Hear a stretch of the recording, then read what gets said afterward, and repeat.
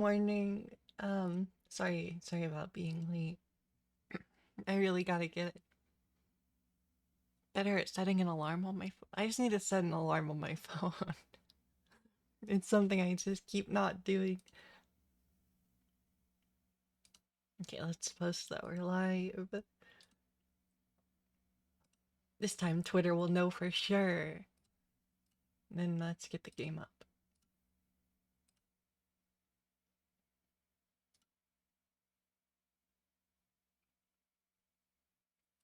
It's invisible. Okay. And there we go. We got it now.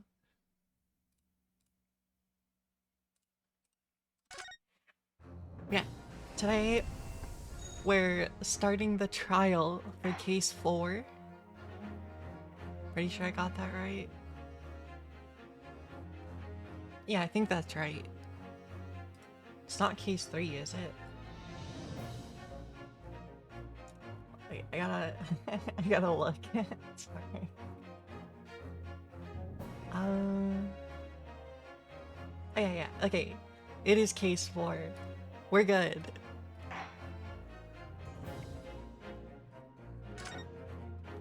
Perfect.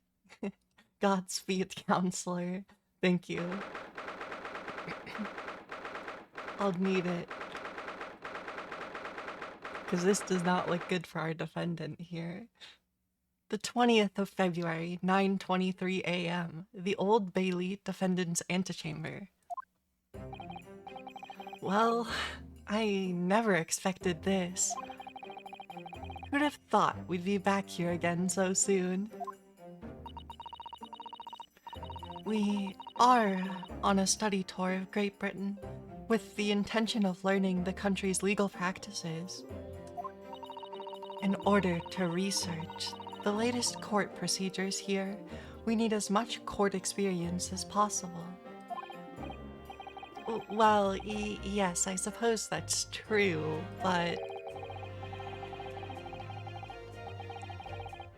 for the person in the dock, it may well be his or her one and only time in court, and it could be life-changing.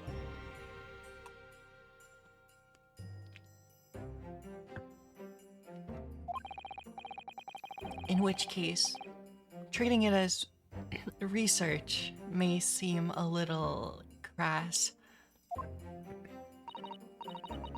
Oh, when you put it like that, you're quite right.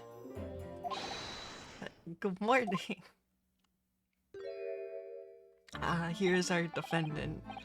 Mr. Natsume. Good morning. Oh dear, are you alright? Your eyes are terribly bloodshot.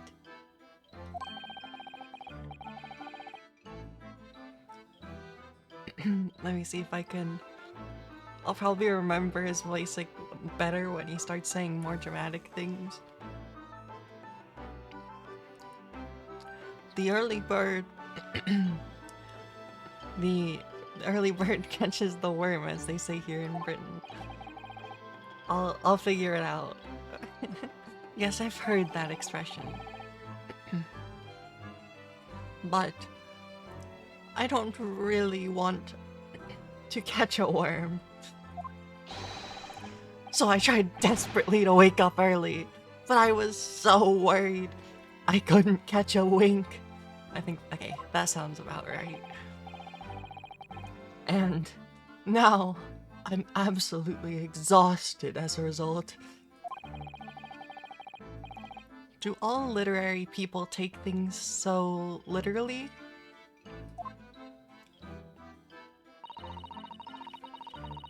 Thank you for putting faith in us today, Mr. Natsume.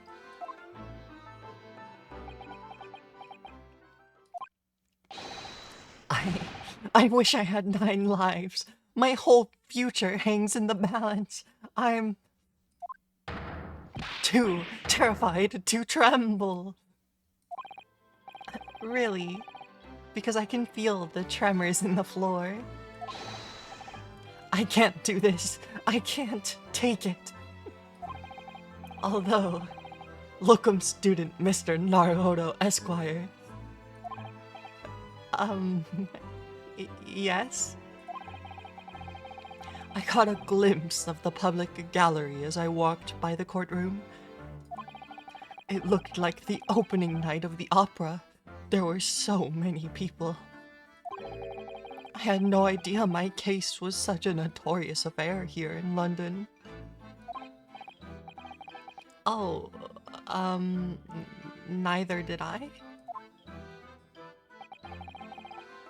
Do you know why that might be, Miss Susato?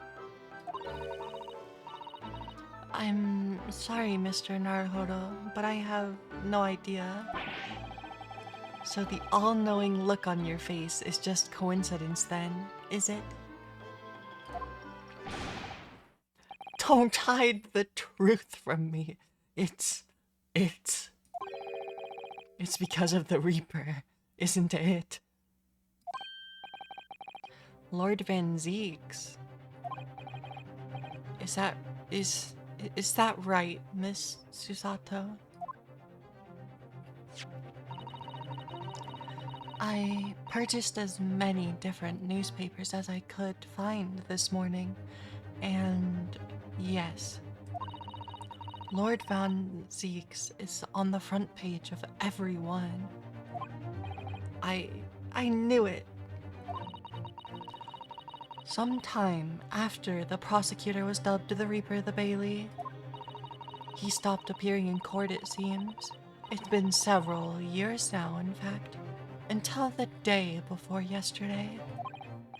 Yes, Inspector Gregson told us something similar, didn't he?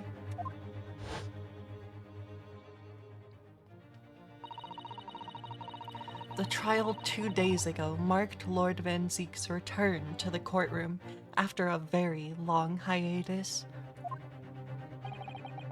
The trial of Magnus McGilded. What a harrowing experience that was.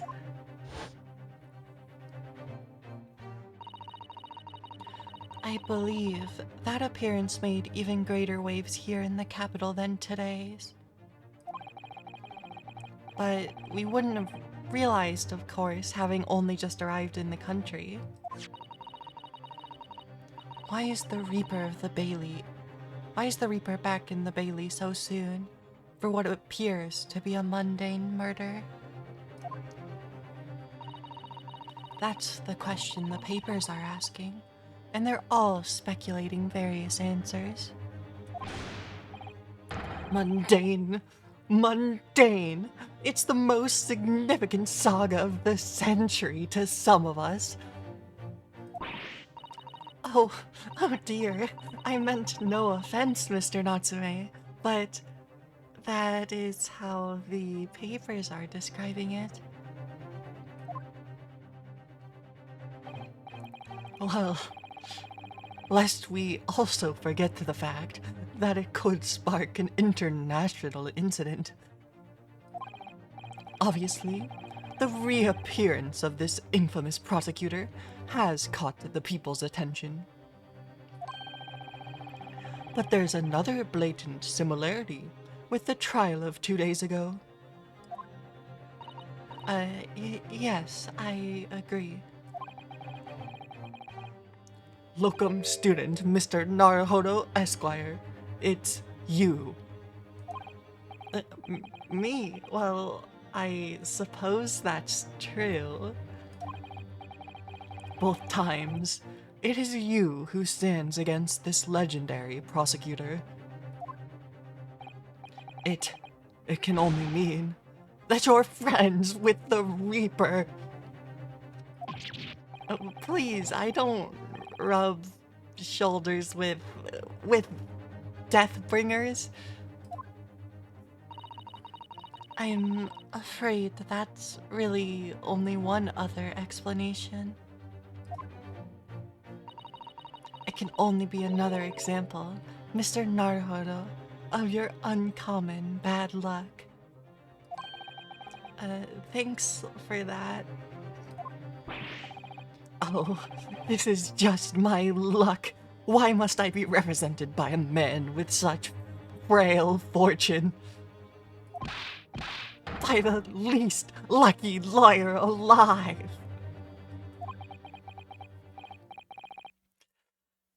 Well, let's not forget that it was you, Mr. Natsume, who asked me to represent you.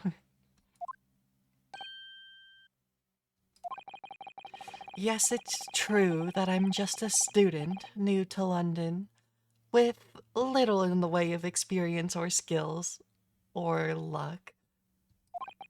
But I promise you this. I will fight your corner until the bitter end, and I will believe in you, Mr. Natsume. Oh, benevolent, locum student, Mr. Naruhodo Esquire. You're not alone here with us, Mr. Natsume. Whatever happens, we will always be on your side.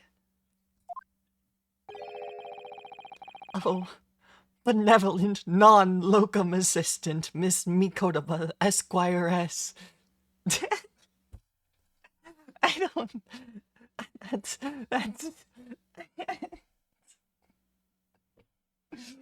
Esquire S. I don't... That can't be real. That has to be made up. Esquire S.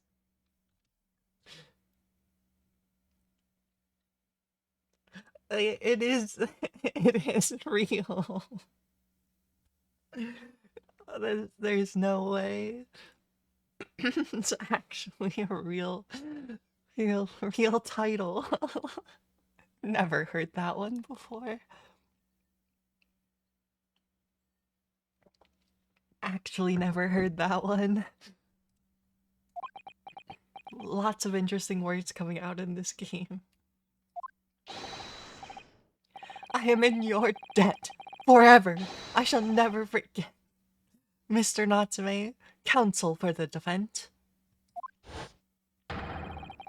The court session is about to begin. Kindly make your way into the courtroom at once. Alright then, Mr. Natsume, it's time. Let's go. Yes!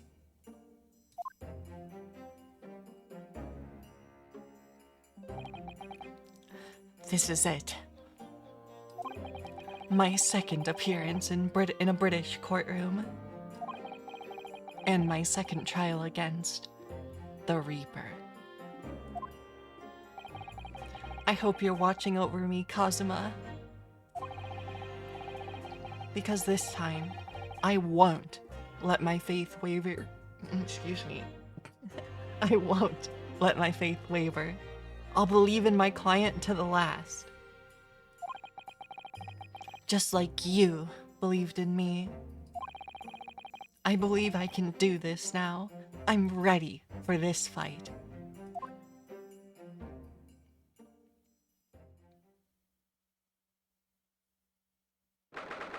'20th of February, 10 a.m., the Old Bailey courtroom.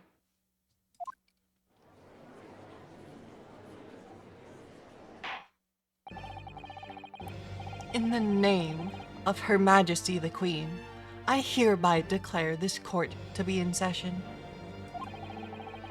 I now call upon the counsels for the prosecution and defense to declare their willingness to proceed. The prosecution is fully prepared, my lord. The defense is ready, my lord. The Nipponese are a truly fascinating breed.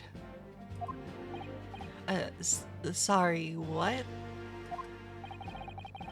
Lord Strongheart has told me all about you. That you are a student who arrived in London but 2 days ago, a mere amateur. Do you have a point?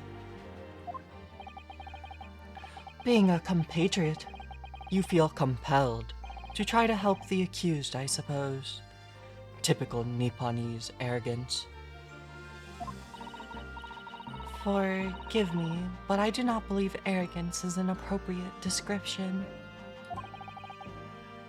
Susato-san. After all, at our previous encounter, the defendant was found to be innocent.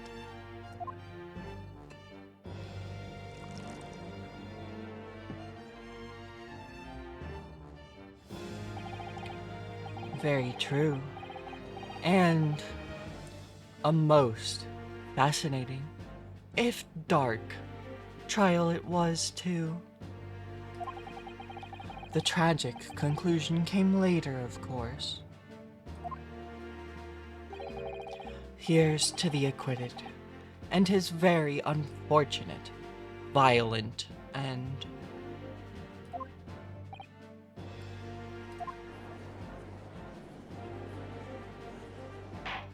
Is that...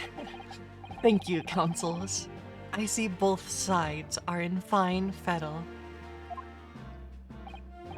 Now, ladies and gentlemen of the jury, are you ready to carry out your duties here in court as impartial members of the public? Oh, is that Bruce Fairplay? You never know when you might be down on your luck. But I believe in fair play for everyone.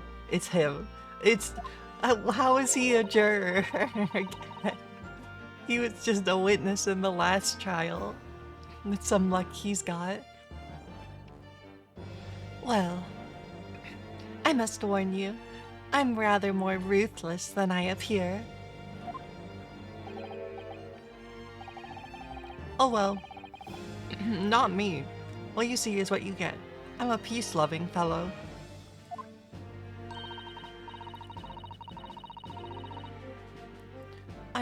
Wait, is that the wife? Is that actually her? She can't be a partial juror. She personally knows the defendant. I'm afraid to say, I think it's quite possible that mustached foreigner did the deed. Come on, what are we waiting for? No doubt he did it anyway. Sorry, didn't quite catch that. Very well, let us proceed. Is that actually Bruce Fairplay and the defendant's landlord's wife in the jury? That's insane, if that's true. They look exactly like them. Your opening statement, if you please, Lord Van Zeeks. Very recently, Great Britain signed an alliance with a rising power in the Far East. The accused in the dock today is a student from that same land, a certain Mr. Soseki Natsume. And while our country has extended this foreign student the warmest of welcomes, regrettably, the kindness has not been returned. In fact, this student is accused of a most sinister act. Of plunging a knife into the back of an innocent woman who was doing nothing but walking down the street. He already broke his wine glass. A knife crime? I tell you from bitter experience, those are the worst. Bloody oath they are. It is Bruce Fairplay. Just look at the sallow complexion and short stature. He's one of those dreadful Japanese. Come on, let's get this over with. With me now, everyone. 1, 2. Sorry, didn't quite. Oh no, the old man is hard of hearing. Pray, forgive the discourtesy of smashing my hollowed chalice here in this great chamber. Allow me to call the first witness to the stand. Very well. Bailiff, lead the inspector in, please.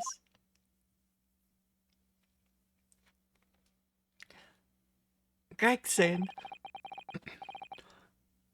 your name and occupation, please. Yes, sir. Tobias Gregson, Detective Inspector at Scotland Yard.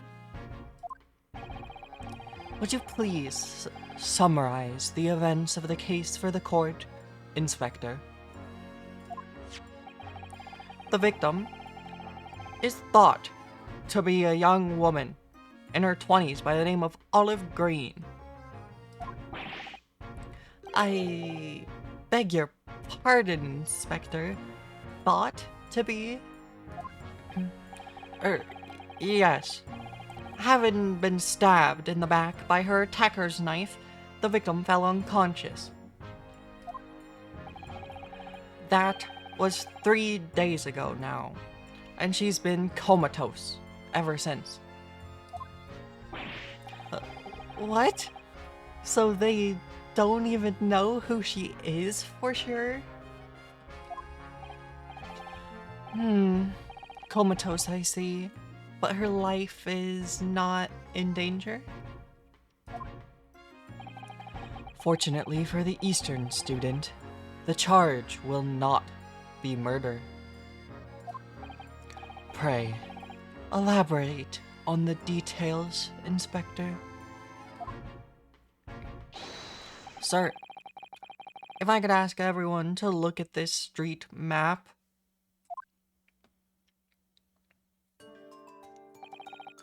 As I mentioned, the incident took place 3 days ago, at around 5 in the afternoon.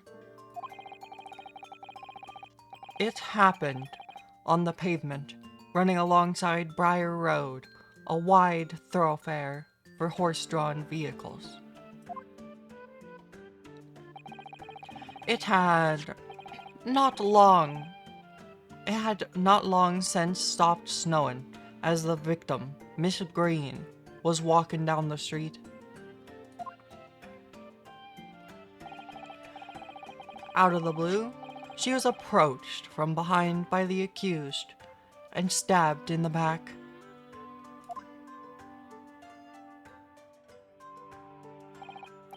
Luckily, the young lady's life was spared, and she's currently being treated in one of the city's hospitals. But, being unconscious as she is, we've been unable to take a statement from her, of course. This is the case file, with everything we know about the victim so far. Thank you, Inspector. The court will accept the documents as evidence, if you please. The case file has been entered into the court record. We will be taking a look at that in a minute. Well, I can take a look at it now. So we got the map. The map of Briar Road.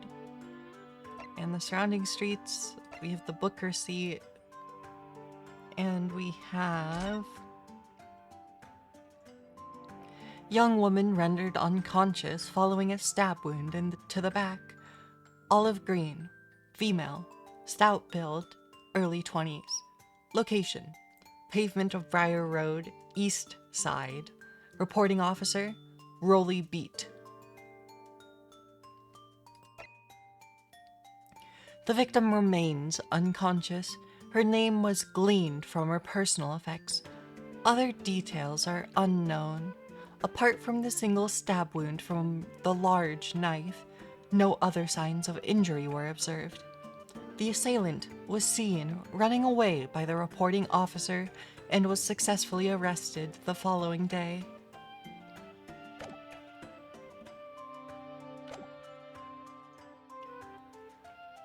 What of the weapon that was used? Sir, I have that here. It was removed from the victim's back. Ouch. That big thing is starting to make me scared to walk down the street now. With a heavy blade like that, almost anybody would have been able to stab the poor woman. Even the scragged-looking Soseki-san, I suppose. A common or garden jackknife, I would say. Rather nondescript. Thank you, Inspector. The court accepts the blade as evidence. The jackknife has been added to the court record. Now then, what do we know of the motive? Money or valuables, I presume? From what we can tell by looking at the woman's possessions, it seems like she was a poor student herself. Hard to imagine she would have had any of them worth pinching, my lord. I see. Well, in that case, are we looking at some deep-seated resentment toward the victim? I am afraid I couldn't say. Apart from visiting second-hand bookshops, the defendant, Mr. Natsume, doesn't appear to get out much. At this moment in time, we haven't been able to establish any sort of connection between him and the victim. Yes! What are you? If theft and grievance had been ruled out as the motive, what reason could Mr. Natsume possibly have had for stabbing the young woman? I think you're out of turn here, Ryunosuke. Yet, you arrested the man in spite of that, in a totally unjustified and heavy-handed way. Objection! Right through the bottle.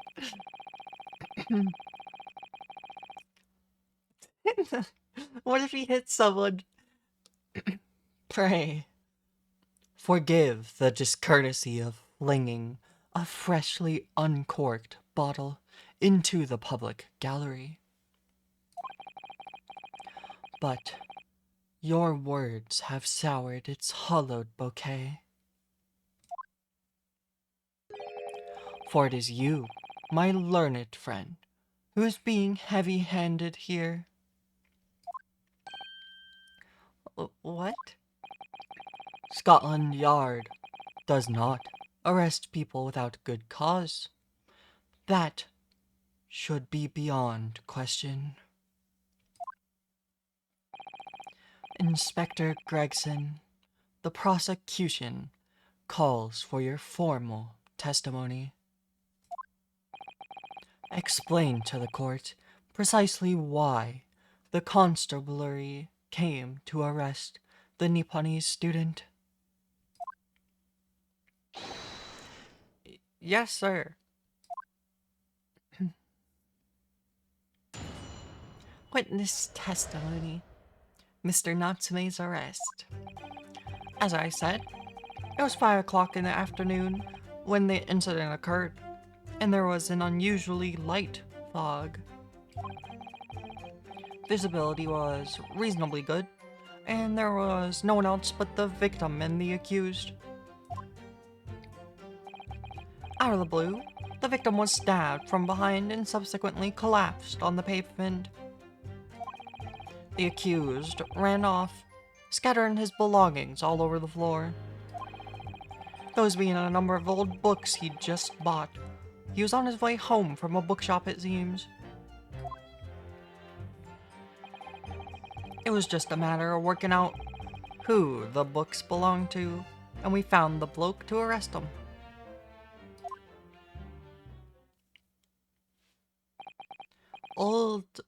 books, you say? Yes, my lord. I have a photograph here of the scene of the crime, taken immediately after the incident.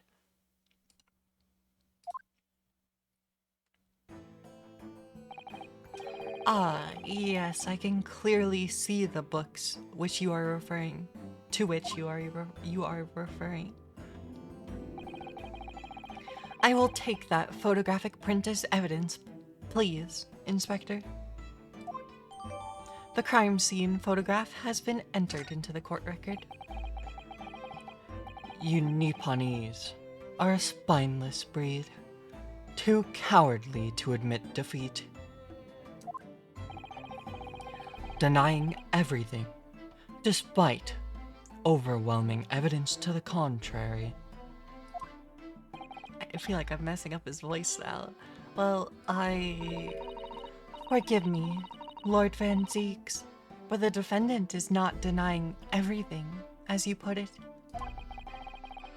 What are you doing, Miss Susato? Do go on. Mr. Natsume has admitted to playing some part in the incident. Isn't that right, Mr. Naruhodo? Well, now that you mention it, when we visited him in the prison yesterday, he did tell us what had all happened. As I was walking along that accursed pavement, I could make out the sole silhouette of another ahead of me. Just as I went to overtake her, she suddenly let out a little scream and collapsed on the cold, hard slabs of stone at my feet. Would carry me back to my cursed lodgings. A green overcoat? Well, that's exactly what the woman in that print is wearing. Oh my, a photographic print in full color. What will the world come up with next?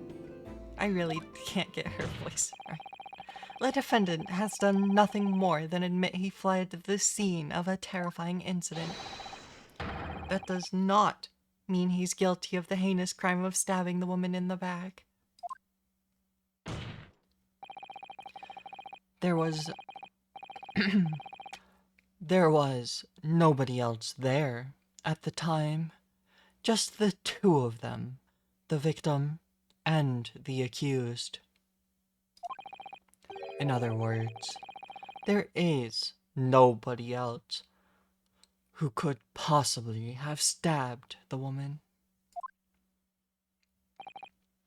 A fact the accused concedes.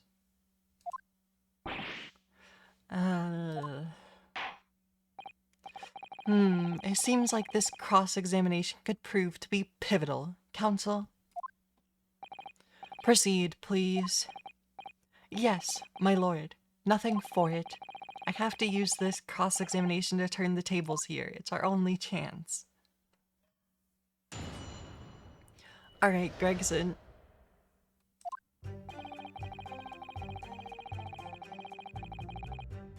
Hold it! A light fog, you say? Well, light for London. You could see the opposite side of the street for once. Not much further, though. That's light, is it? Around these parts, yes. Not something I'd expect a Japanese fellow like yourself to know, of course.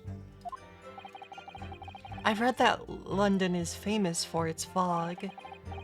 But in my country, people usually imagine that gives the city a rather beautiful appearance. How very quaint.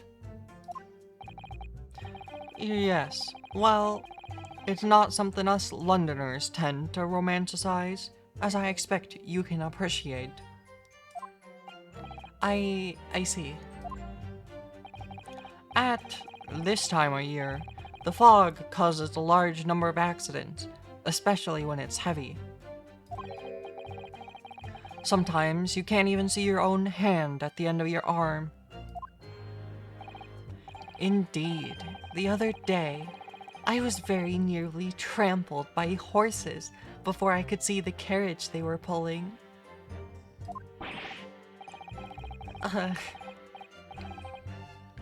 Susato-san and I should definitely remember to stop, look, and listen. However, on the day that concerns us, the fog was somewhat lighter than usual. A fact, no doubt lamented by the accused.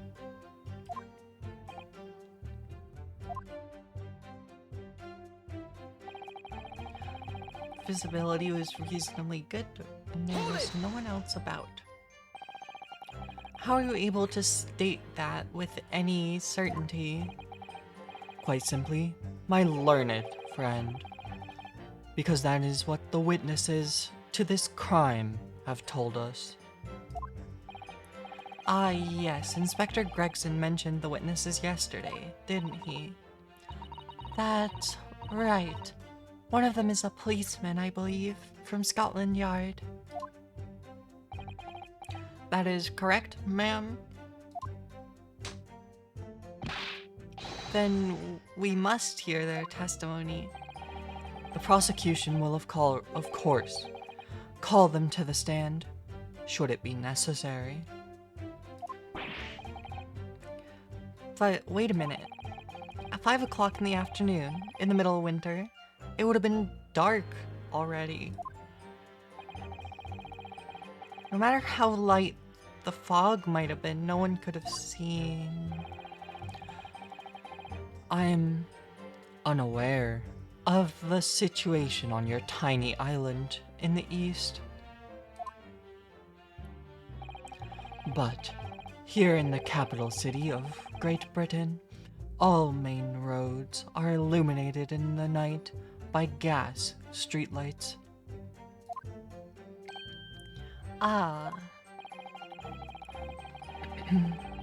The prosecution believes there would have been an ample light by which to witness the crime. Quite. Here in London, for the first time in history, mankind has completely conquered the dark. Which means we really need to hear those witness statements. If I can get through the fog of this cross-examination, maybe we'll be able to. It seems the counsel for the defense is taking stock. Continue with your statement, Inspector.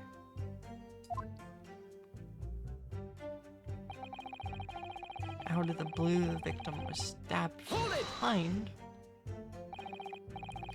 From behind, you say? That's right. As you can see from this print.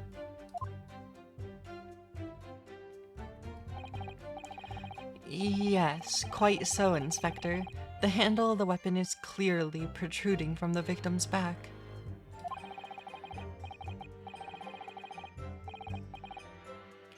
And you say this poor woman, Miss Green, remains in critical condition?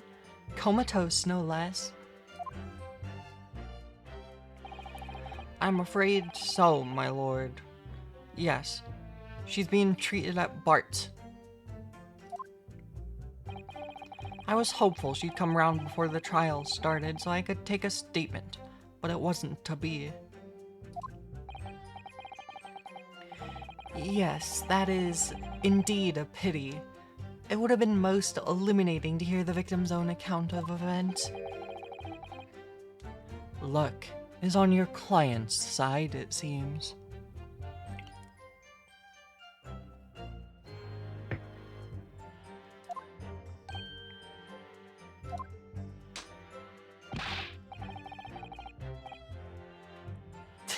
On the contrary, my client has been exceedingly unlucky.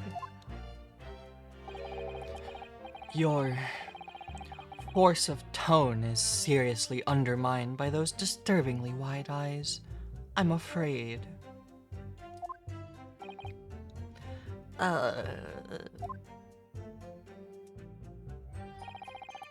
Accused ran off, scattering his belongings. Hold it! Mr. Natsume's belongings, I think you'll find it's all there in the photographic print of the crime scene. Yes, the 3 books on the floor. That's right, my lord. Secondhand books. They were irreparably damaged after falling in the snow, of course. The accused could easily have carried all 3 books in one hand. Which means his other hand would have been free to wield a knife, for example. He's very clever, isn't he? What do you mean? He's made it extremely hard for you to assert that Mr. Natsume had his hands full with his books. He's managed to close the one avenue of escape we might have had before we even knew it was there. You mean to say the defendant was holding his belongings as he thrust the knife into the woman's back? That must be what happened, my lord. Yes. Those being a number of old books he just brought. We have to look. We have to examine this. Some of 2 shillings tendered in the receipt of the pictured Monsieur Lecoq. A meal for Gabriel Canterbury Yearnings. So he did buy 3 books. That was all I needed to check there. Hold it! The defendant apparently visits a second-hand bookshop on a daily basis. Yes, so I understand. A shop full of old English literature. I commend the accused on the lofty subject matter of his scholarly attention. The bloke's room was stacked, floor to ceiling, with those musty old books. Can you tell us more about the bookshop in question, and please, Inspector? Well, if I must, have you look at the street map again, I'm afraid. The closest secondhand bookshop to the accused lodgings is this place, here, Bourbon Books. Little place on the corner of Briar Road and Meerschaum Street. As it happens, the accused is currently living in his lodgings on the other side of Briar Road, at the opposite end. Which means it doesn't take a genius to work out the route he would have taken home. Something like this.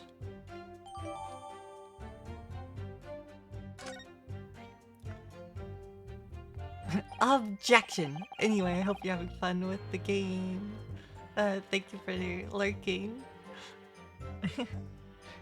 Yeah, this game is very fun. Yes, I concur with your conclusion, Inspector. The defendant would certainly have passed the scene of the crime on his way home from that particular shop. Mr. Naruhodo, I think what the inspector just told us could turn out to be of vital importance. Yes, I agree.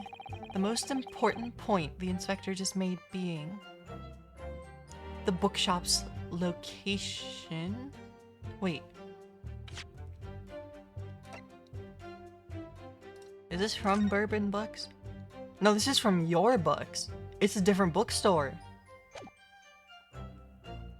Okay. The bookshop's name. It's wrong. Inspector Gregson, may I ask a favor? What? Would you kindly add the name of the bookshop to your formal testimony, please? I believe it may be of vital importance. Maybe.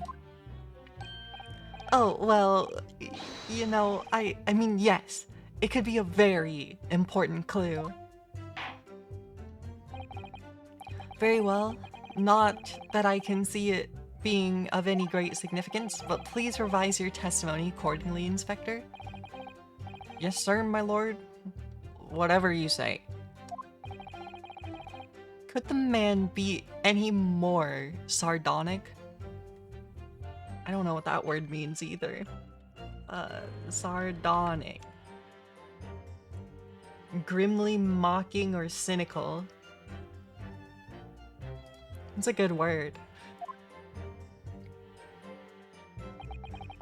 He was on his way home from Bourbon Books. Secondhand shop he apparently patronizes. I have evidence to the contrary, sir. If I could press the right button on the keyboard. If I could stop you there, Inspector Gregson. What is it, sunshine? I'm a busy man, you know. This is a receipt we found in Mr. Natsume's room. It was issued on the day of the incident and details the purchase of 3 secondhand books. And you found that in the accused's room, did you? Yes, but the point is not where the receipt was found, but the name of the shop printed on it. Go on. This receipt was issued from a bookshop called Your Books. Your Books? Y-O-R-E, I presume? Yes, my lord. So Mr. Natsume did indeed purchase a number of books at a secondhand shop that day. However, the bookshop in question was not Bourbon Books. What? Inspector, do you know of this other bookshop? Yes, sir. Your Books is another secondhand shop, not far from Bourbon Books. It's just that... well, it's such a small place I didn't think the accused would have known about it. Objection! But in fact, that is the bookshop which the defendant visited on the day in question. And this receipt proves it. Objection! Yes, for what difference it makes.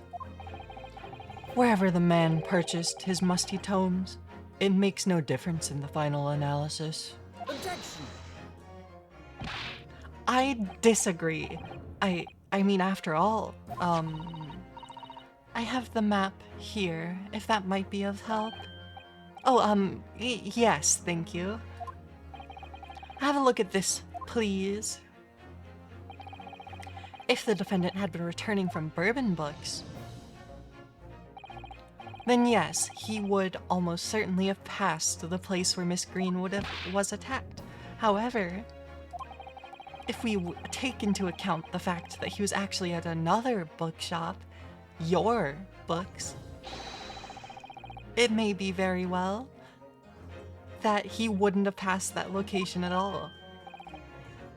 Could that be true? My. It rather depends on where this other bookshop is, but I do declare it may be a possibility. Is that right, Mr. Lawyer, sir? What you just said? Absolutely. It absolutely could be right.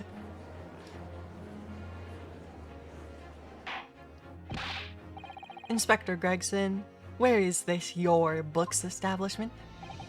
Well, obviously we looked into that. Turns out that Your Books is just here on the next corner of Meerschaum Street, going east.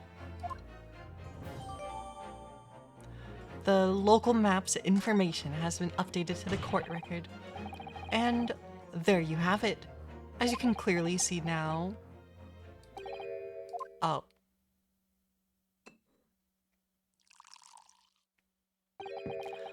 My learned Nipponese friend. is obviously in training to be a clown, the way he regales us with such witticisms.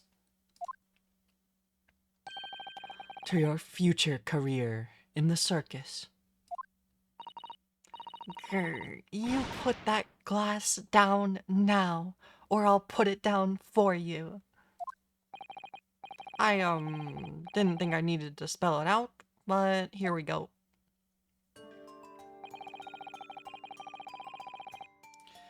If the accused was coming home from your books instead of bourbon books, there's no doubt he still would have passed the place where the victim was stabbed.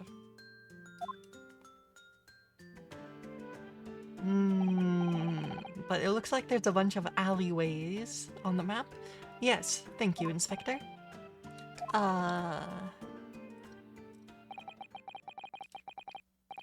Allow me to reiterate for my learned friend.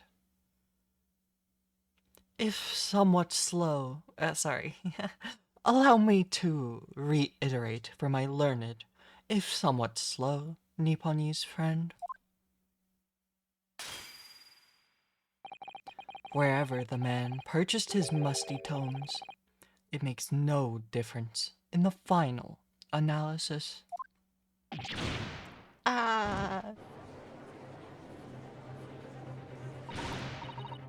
As I suspect,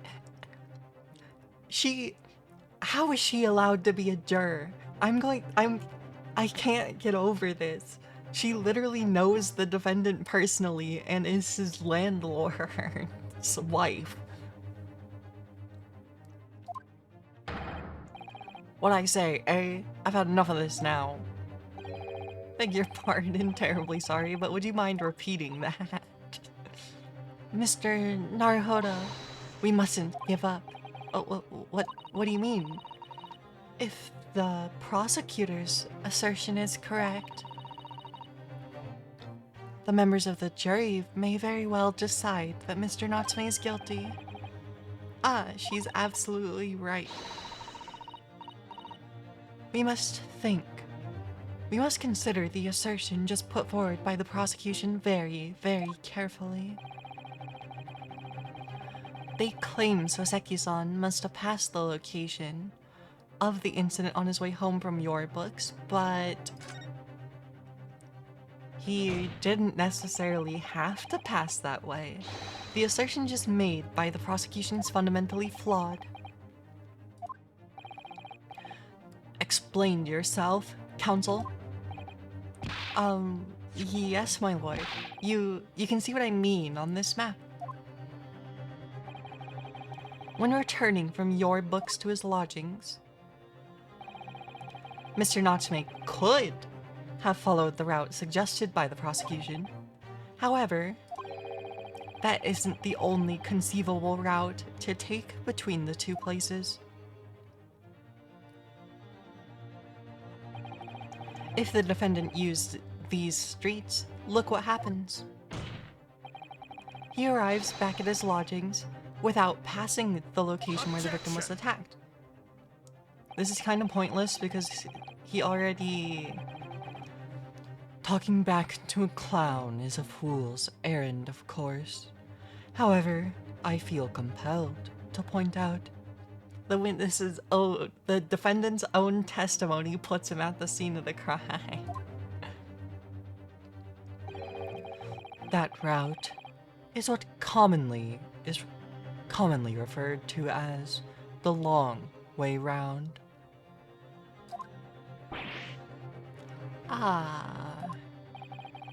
On a cold winter's night, why would any man choose to take a longer route home? Well, the answer is extremely simple. He wouldn't. In other words, the accused took the obvious route back to his lodgings and is the obvious perpetrator of this crime. Objection! But, yes, I've got it. Obviously, we must ask the man himself. Ask Mr. Natsume which route he took home. I have already informed the court of the accused's response to such questioning.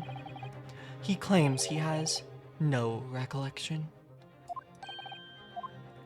That's right. As I said, the bloke seems to spend his time outside wandering aimlessly from A to B. That day was no exception. He says he doesn't remember where he was or which route he took home. I don't believe this.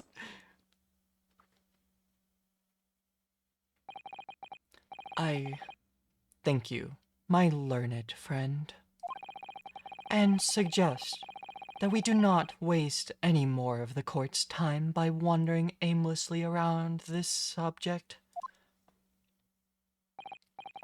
Pray, what say you, insightful jurors?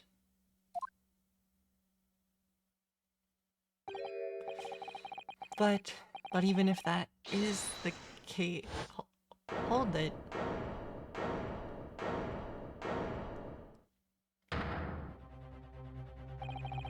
I agree with Lord Van Zeeks. Wholeheartedly, in every way. What? I don't believe it. Does this mean we members of the jury are completely convinced now? Very well. In that case, I hereby call upon all members of the jury to present your findings to the court. Guilty. Guilty. Guilty. Guilty. Guilty. What? We have to do a summation examination again. It's only been like... This is a disaster. It would appear the jury's learning is unanimous. Leaning is unanimous.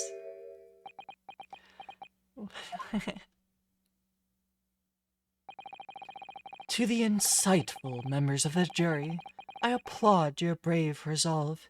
You serve Queen and country admirably. Mr. Naruhodo.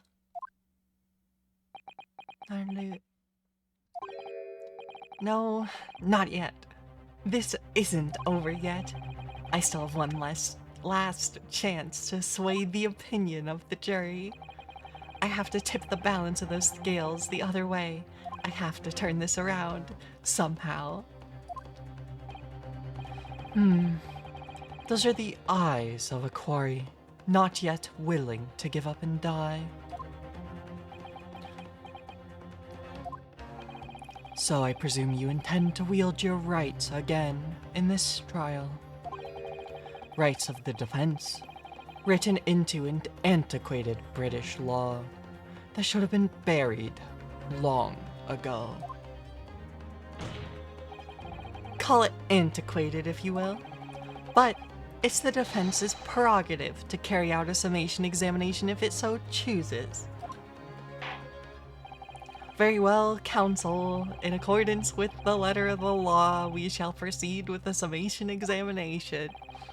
Are the members of the jury ready, Mr. Foreman? Of course we're ready. I'm all too familiar with that Nipponese whippersnapper and his onkus refusal to throw in his alley. Very well then, ladies and gentlemen of the jury, you will explain on what grounds you have determined the defendant to be guilty.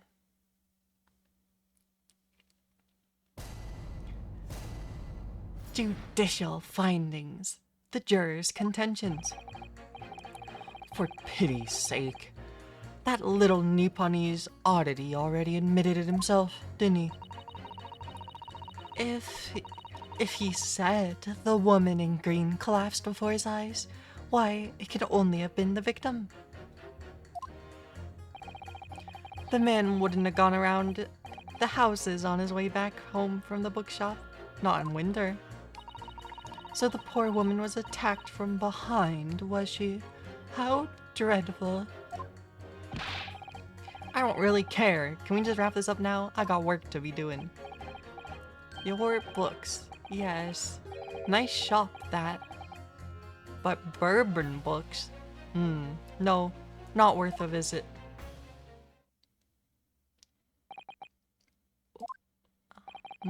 With only minor exceptions, the reasons for finding the defendant guilty are all too clear. When the stabbing occurred, the only two people at the scene of the victim were the victim and the accused. And the accused himself has admitted to seeing the victim in her green overcoat sink to the ground before his eyes. Furthermore, we have heard from the inspector that the defendant then fled the scene. I must say, I would have ample grounds to convict this man already. Oh dear, even the judge appears convinced of Mr. Natsume's guilt now. Why did he have to run away like that? And how are we supposed to believe in some phantom attacker that no one could see? This is impossible. How can I possibly make a case for the defense? Mr. Naruhodo, this is no time for grumbling. If we want to force the trial to continue.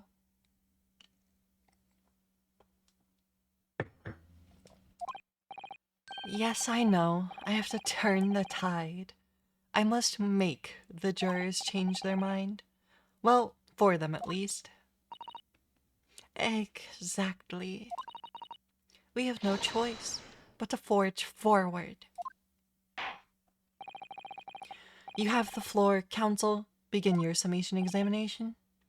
Yes, my lord. I just need to keep this trial going somehow, whatever it takes. Come on, Ryunosuke. You can do it.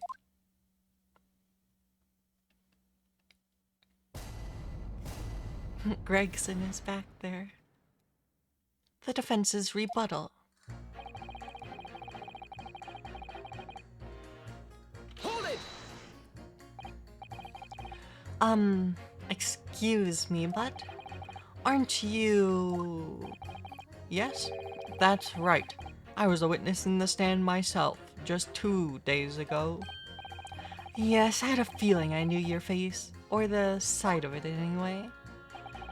If I remember correctly, you're a banker, aren't you? That's right. After the gold rush down under, I came back to London to work. And it was all going swimmingly until you started fossicking around. Bruce Fairplay was a man of repute. Sorry? Don't think I've forgotten how you treated me the other day. You had me and that young hatter pegged as criminals.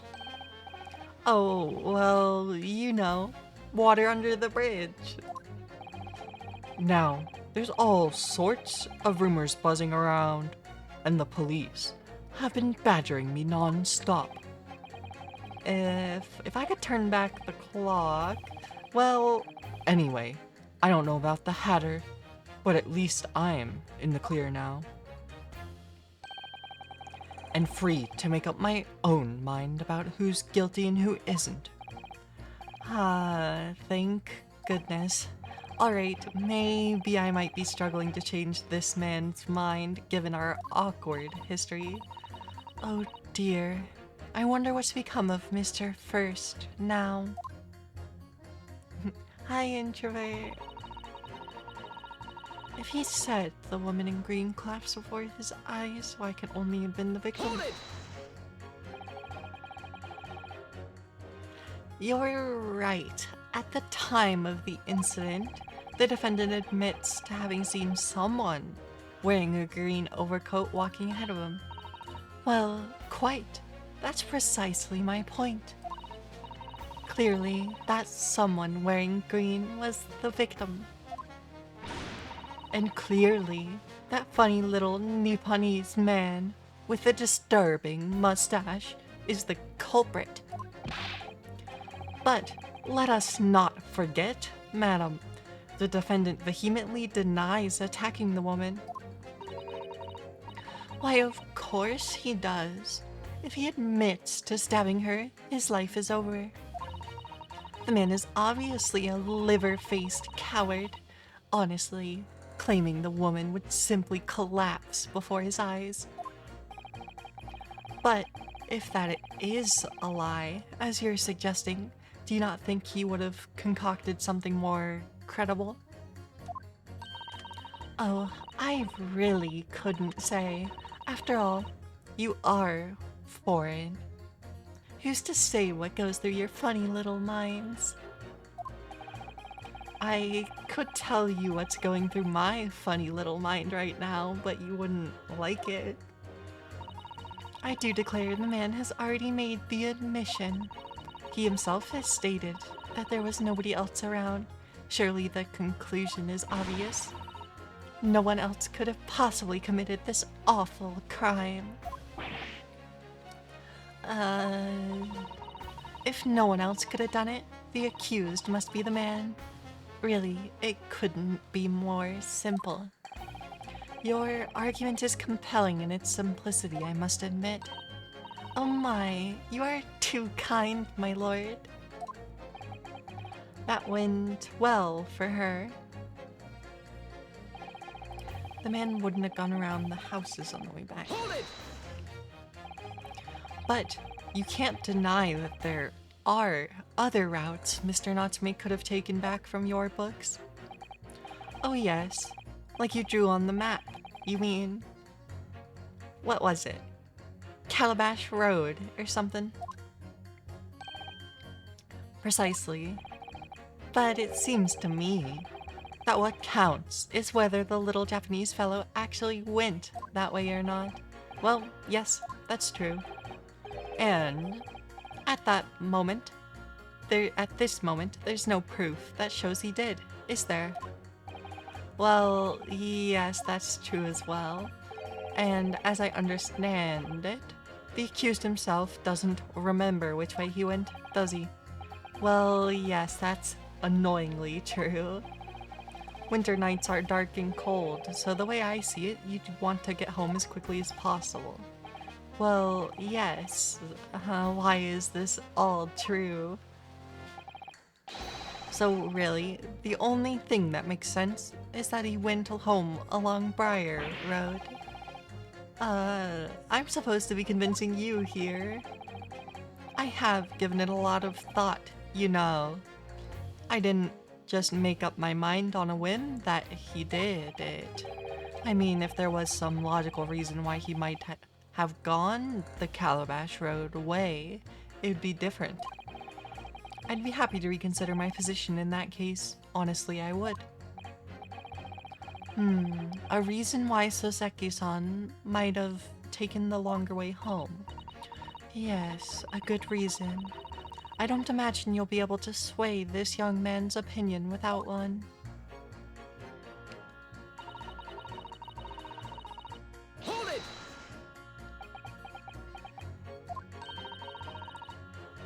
Whatever is the matter, young man? You're the wife of Mr. Garadeb, aren't you? The landlord who rents Mr. Natsume his room? The master's wife? Where do you get your ideas, sir? I'm the maid. The maid, do you understand?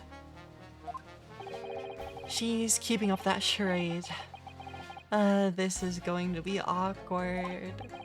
Why didn't you mention this yesterday? That you'd been selected for the jury in this trial, I mean.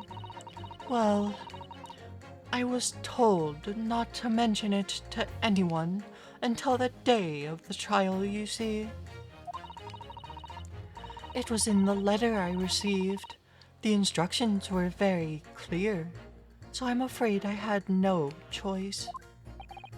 I see. Anyway, Mr. Natsume, the defendant, takes lodging in your master's house, doesn't he? Yes, that is right. Although, he's only been in a little over a week now. And in that time, surely he must have taken stock of his character. does Mr. Natsume look like the kind of man who would commit a crime such as this? Oh my goodness me, yes. He's just the sort. What? Spending all his time in that dark and dingy room, sporting that unscrupulous mustache. The man never speaks. And don't get me started on those shifty eyes.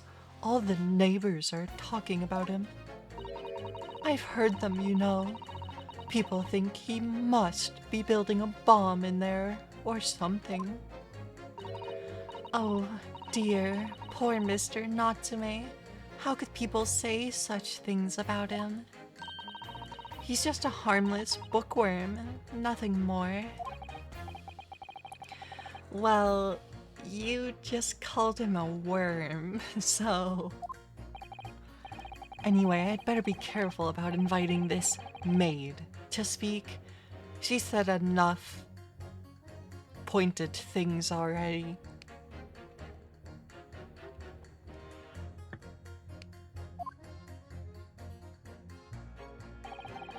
Really don't care. Can we just wrap this up? Hold it! A man's life is on the line here, sir. This will take as long as it takes. Don't get clever with me now, son. My life's on the line too. So is my family's. Ah. The likes of you wouldn't understand. But a laborer like me can't afford to take time off. If I don't work, I don't eat. And neither do the wife and kids. Oh, I see. That must be very hard. I go to the union every morning to find out what needs doing. If you're late and the work's taken, it's tough. This time of year, there's water and gas supply pipes bursting left, right, and center. They're after cheap labor to get the roads dug up to fix it. It's a hard slog from dawn till dusk, it is. So you were out digging up the roads on the day of the incident as well, were you? That's right. In fact, if I remember rightly, I was just round the corner from where it all happened. By that old bookshop it was.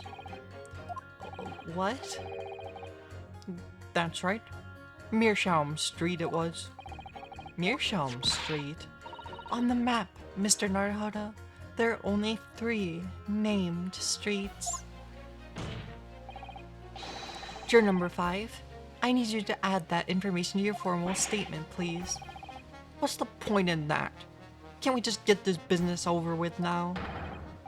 Please, sir, it's important. Fine, I'll do it then. On the day it happened, I was digging up Meerschaum Street from dawn till dusk. Hold it! I'll press it again. So, if I understand this correctly, you're a day laborer and you were doing road maintenance that day. That's right? Like I said, you get a lot of burst gas and water pipes underground in the middle of winter. That's the only time of year fellows like me can actually make a few bob. I'm missing out today. And when you say from dawn till dusk, well, the work has to be completed within the day. See, no coaches or pedestrians can pass while it's happening. I wonder if I could trouble you, sir, to mark on the street map the exact location of the works you were carrying out. Give it a year then. Let me have a look. Right, let's see then. Here we are. Meerschaum Street. Yes, it was just here, like. It was a tidy dig, I can tell ya. We had to get through all the drifts of snow that had frozen solid. And what sort of time did you finish the work? Well, we started in the morning, and we can't have finished before gone 6, I'd say. The snow had stopped coming down, but it was long past dark for sure. That means the roadwork was still going on when Miss Green was attacked, or at around 5 o'clock. Roadworks on Meerschaum Street, huh? There's our opening. Hold it! Sorry, fold it. You say fold what?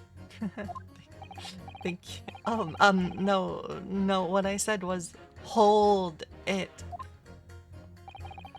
What I wanted to ask was, do you visit your books often? I like the old books they have in there, yes. I enjoy reading them over a nice cup of old tea. That's my daily routine, you see. Same thing every day, including the day you're talking about. And at which time did you visit your books on the day in question?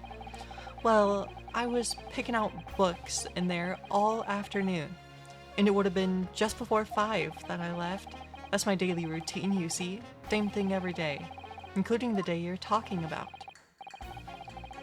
Just before 5, you say? Exactly when the victim was attacked. Are you sure about that time? Oh yes, no mistake there. I remember it well. I'm not about to forget the day in a hurry. Not after the dreadful time I had. What do you mean?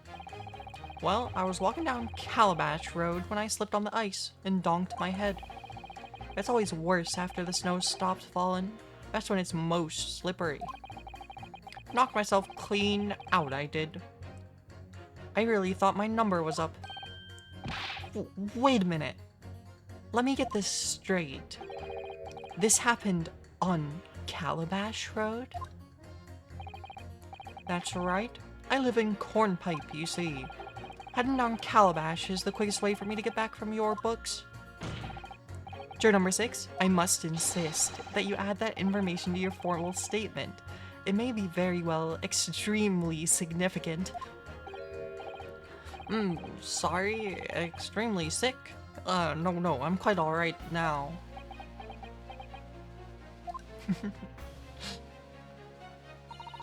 It sends a shiver down my spine to hear the members of the jury so convinced of Mr. Natsume's guilt.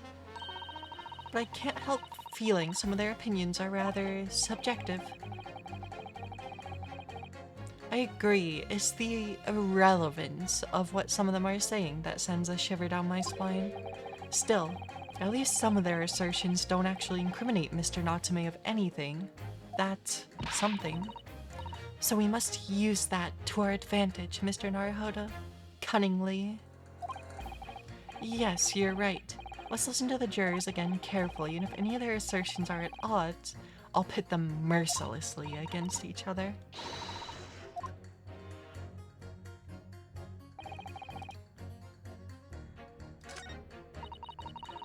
He said that a woman in green clasped for his eyes. It can only have been the victim. This is wrong, actually.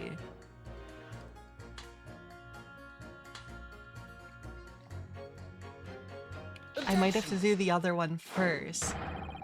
Those two statements clearly show a flaw in the juror's reasoning.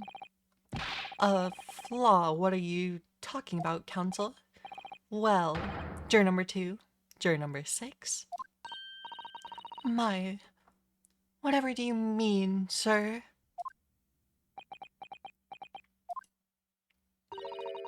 I think perhaps the old man didn't hear you.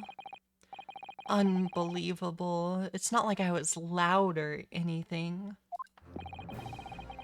There is at least one fact of which we can be sure here.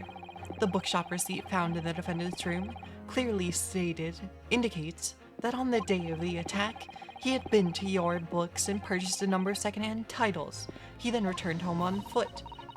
But the man says he has no recollection of his return journey. That's correct. But what he does remember is seeing someone appear in front of him on the way.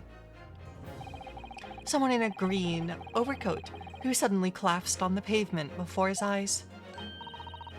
Yes, we are well aware of this. The poor young woman who was stabbed, obviously. Objection! Can we really be sure of that, madam? My, whatever do you mean?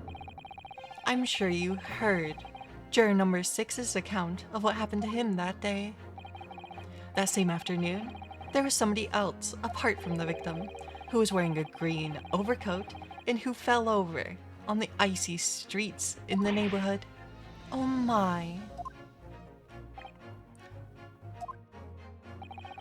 My goodness, you mean... That's right. I'm referring, of course, to hard of hearing juror number 6. Are you really suggesting that the person in the green overcoat who the defendant saw collapse in front of his eyes was this jolly old gentleman on the end of the bench here with me today? That is entirely possible, yes. After all, the old man...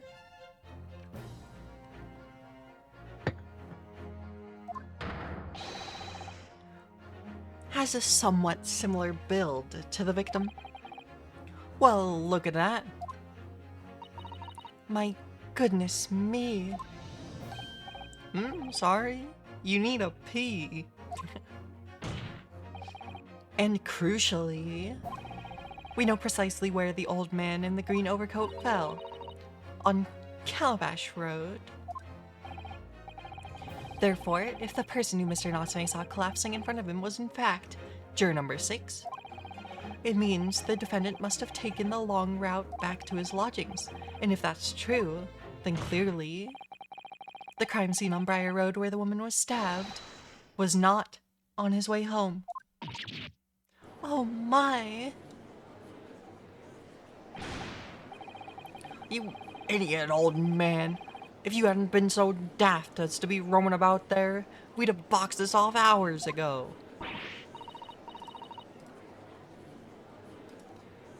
And really, what were you thinking wearing such a befuddling coat?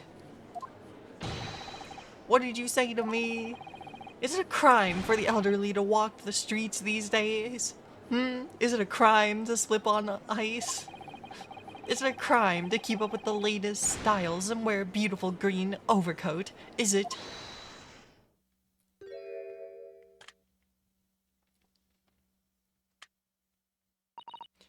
My lord, I do hope it won't cause any convenience, but you'd like to change your leaning, I presume? I do declare that I would. I should like to call for a verdict of not guilty. Thank you. And I would too. What? Is it a crime to change your mind? Is it? Well... Thank you, old man. You're saving the case right now. How are the jurors all so closely involved with the case? Except for Fair Play and the other gent. Oh, well done, Mr. Naruhodo. That was wonderful. Well, we've managed to change a couple minds at least. It's strengthened our position somewhat. Yes. And it will prompt the other members of the jury to reconsider their stance as well. They'll be asking themselves if their current leanings are really right or not. Now, if only we could identify one more clue or discrepancy that would make them stop doubting Mr. Natsume, we might be able to tip the balance completely. Yes, that's exactly what we've got to do. Van Zieks is looking to bring this trial to an early conclusion. That's what we have to prevent by whatever means we have at our disposal. Thank you, counsel. On with the summation examination, please. Yes, my lord. The other statement is this man's versus the road worker because pedestrians wouldn't have been allowed past when he was leaving the bookshop, so he had to have taken Calabash Road. Those two statements are clearly at odds with one another. At odds, counsel. Explain yourself. Please, don't point. It wasn't me, I swear. What? I just want to get this done and dusted. Well, juror number 3. Oh, me, sir. What do you want? What do you mean? Juror number 5's words just now are extremely significant. Let's take a moment to consider the implications of what has been said on our map of the local area. On the day in question, Mr. Natsume visited this bookshop to purchase a number of secondhand books, and on the same day, we now know there were works being carried out on Meerschaum Street, making it impassable. Which means that the defendant's route home could not have taken him along Meerschaum Street and down Briar Road. Oh, yes, of course. What do you think of that, sir? Well, yes, you can't argue with that, really, can you? We must have had a good 2 yards or more of the pavement up. Every gentleman and gentlewoman that came along had to turn back and go another way. So, the only conclusion is this. The defendant must have taken the longer route back to his lodgings. Yes, I suppose he must have. I suppose that must be right, eh? Juror number 3, you said the following. The man wouldn't have gone around the houses on his way back from the bookshop. But we see now that he had no choice.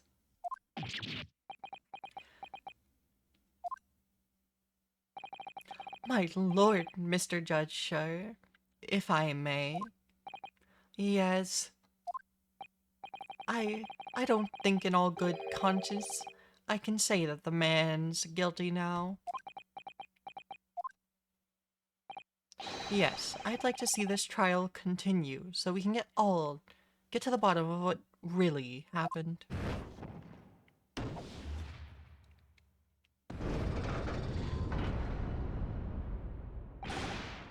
What about you, sir? Who? Me? Well, alright then. If there's a hole in the prosecution's argument, it should be filled in. That's what I say.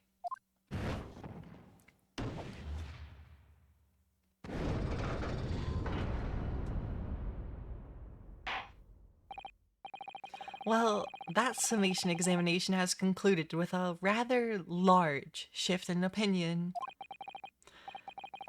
The ayes 2, the noes 4. So the noes have it. Not guilty, they say. Which means we no longer have a consensus among the members of the jury. The trial will continue. Objection!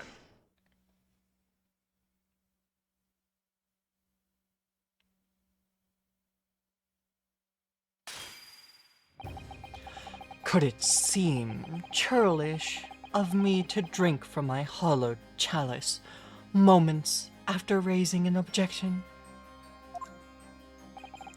Only to crush it in disgust. Pray, forgive the discourtesy. Lord Van Zeeks? It seems I must retract my earlier remark. What do you mean? I mistakenly credited these jurors with intelligence by describing them as insightful. Yet, we have just witnessed them falling for a cheap trick performed by an Eastern entertainer.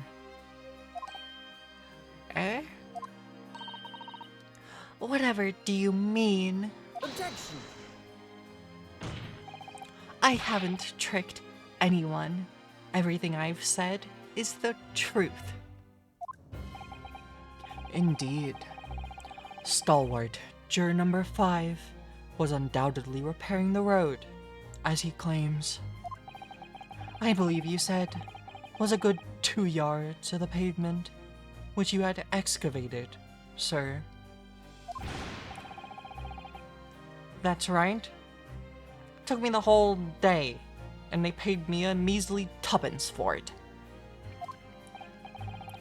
Now, my learned Nipponese friend, tell me, do you have any notion of the distance that 2 yards represents?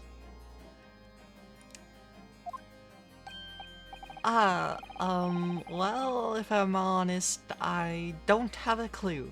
Nope. 2 yards is a little bit less than 2 meters. Less than 2 meters, that's not much at all. In other words, a distance readily vaulted by anyone of moderate vigor. Would you not agree, my stalwart friend? Me? Well, I can't say you're wrong. No? What?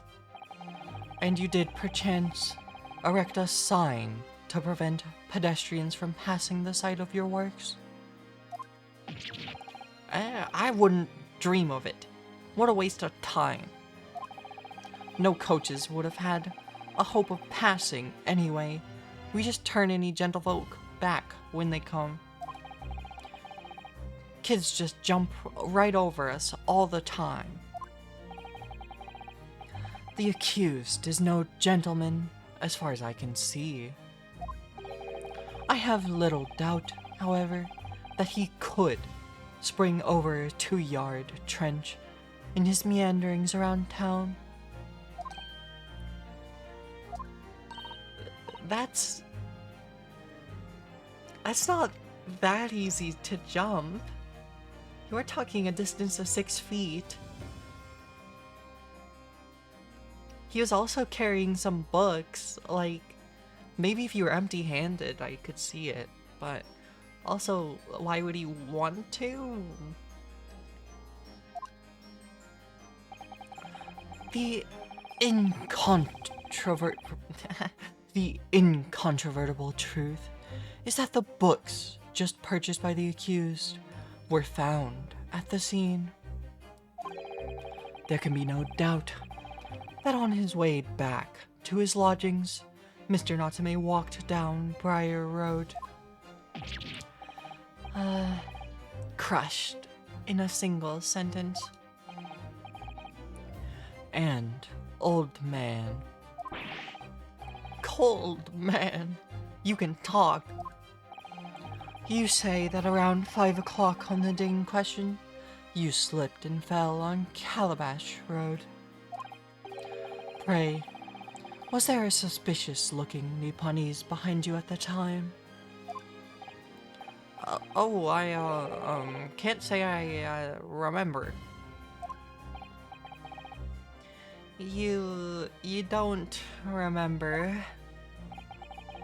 How about a wager, my learned friend? You say it was this old man that the accused saw.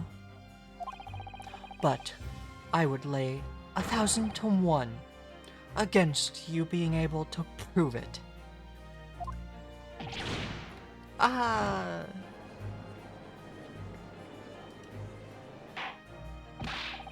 Order. Lord Van Zeeks, explain yourself. My lord. If you had such a trenchant argument up your sleeve, why in the world did you not prefer it during the summation examination? I wanted to give you this young, foreign student the sightseeing experience he no doubt came for. I wanted him to see for himself how the opinion of the jury is so readily swayed.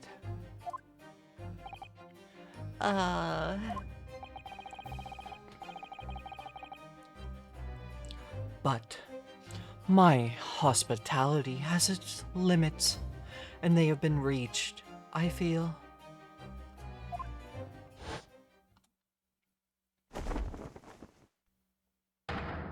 So, my learned friend, today's sightseeing tour of London is now over. What are you talking about?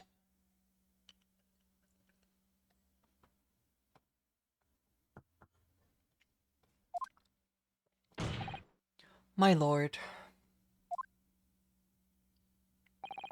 the prosecution requests permission to call its next witnesses to the stand. Granted, bailiff, bring forth the witnesses. Is next witnesses. Mr. Naruhodo, do you not remember? We've been told on several occasions that there were eyewitnesses to the incident. Yes, I remember one of them being a Scotland Yard policeman, no less. I'm afraid that's likely to be the prosecution's next witness. Alright, no matter who Von Zeeks brings to the stand as his witnesses, and no matter what they say, I believe in Soseki-san. I know he's innocent, and I'll keep believing it to the very end until this battle is over.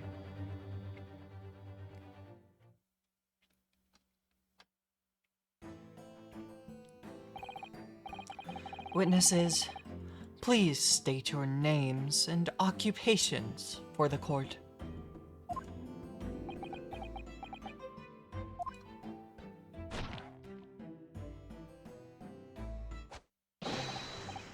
Constable Rolly Beat, sir? Nothing to report on the streets, sir? And he's asleep. And I'm Mrs. Beat. Patricia's my name. I'm proud to say I'm this young town hero's wife.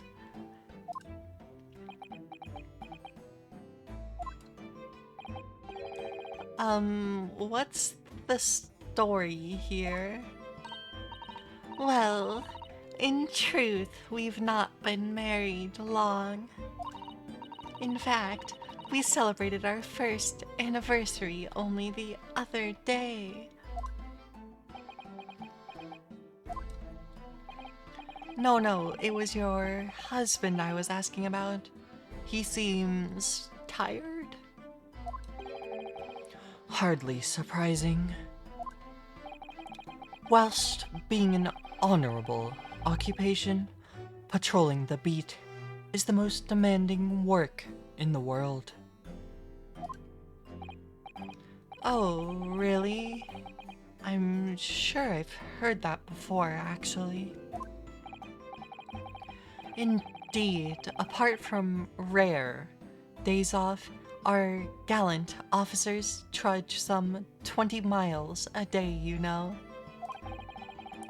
They patrol boarding houses and pubs, collect taxes, survey the streets, check that the meters are reading true, and they're responsible for keeping the streets clean and lighting and extinguishing our streetlights.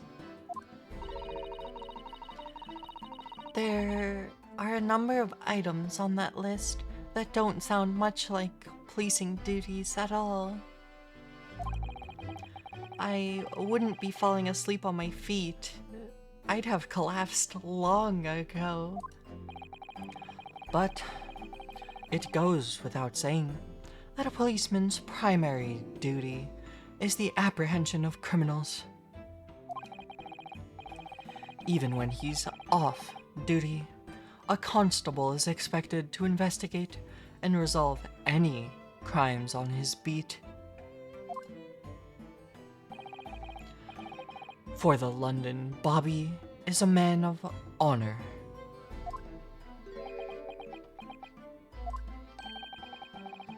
And a man of slumber.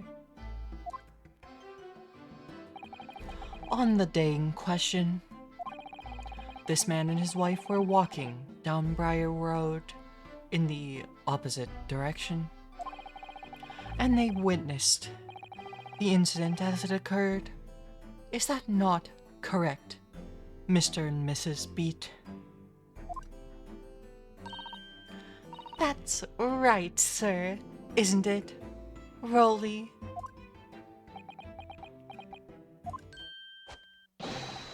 Constable Rolly Beat, sir. Nothing reported on the streets, sir.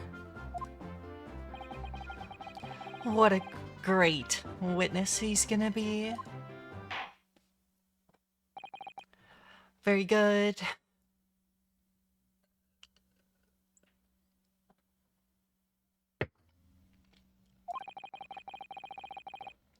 I'd like to hear your formal testimonies now, please. You will tell the court exactly what you saw on the afternoon of the incident. Yes, sir.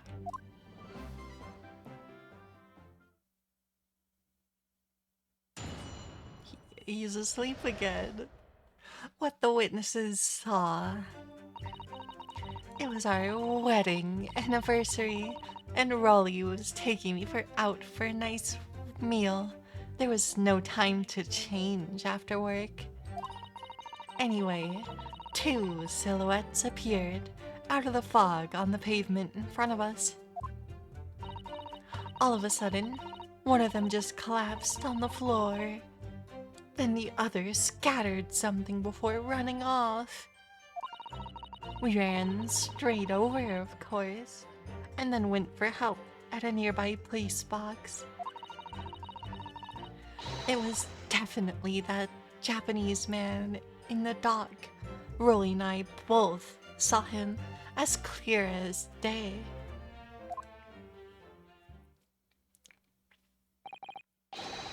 Well, this is extremely compelling testimony, I must say. Oh dear.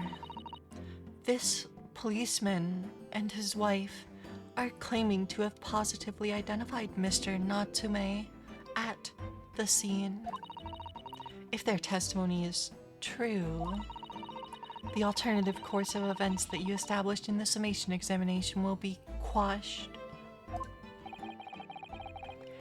It's death knell, in fact.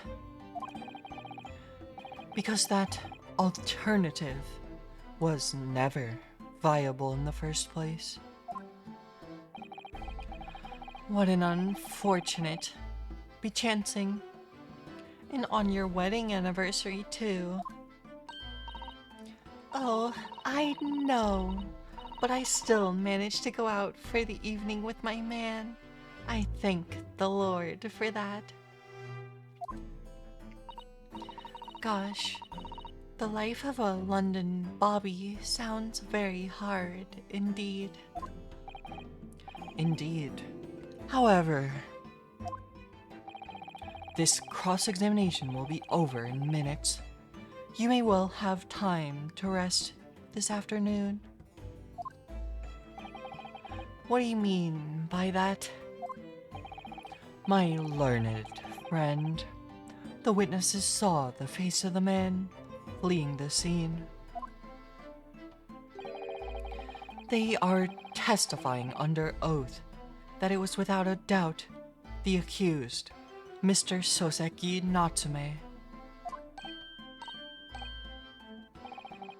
And one of these witnesses is a policeman, no less. So you appreciate the gravity of the situation, I'm sure.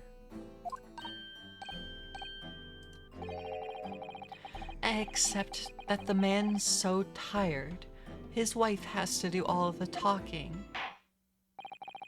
Enough preamble, counsel for the defense. Commence your cross-examination, please. Yes, my lord.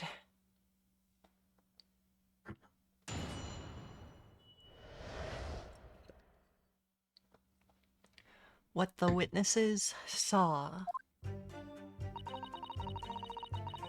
Rolly was taking me for a meal. There was no time to change after work. No time to change after work, you say? Are you also a member of the police, Mrs. Beat? Oh, no, sadly not. It's a job for strapping young men only.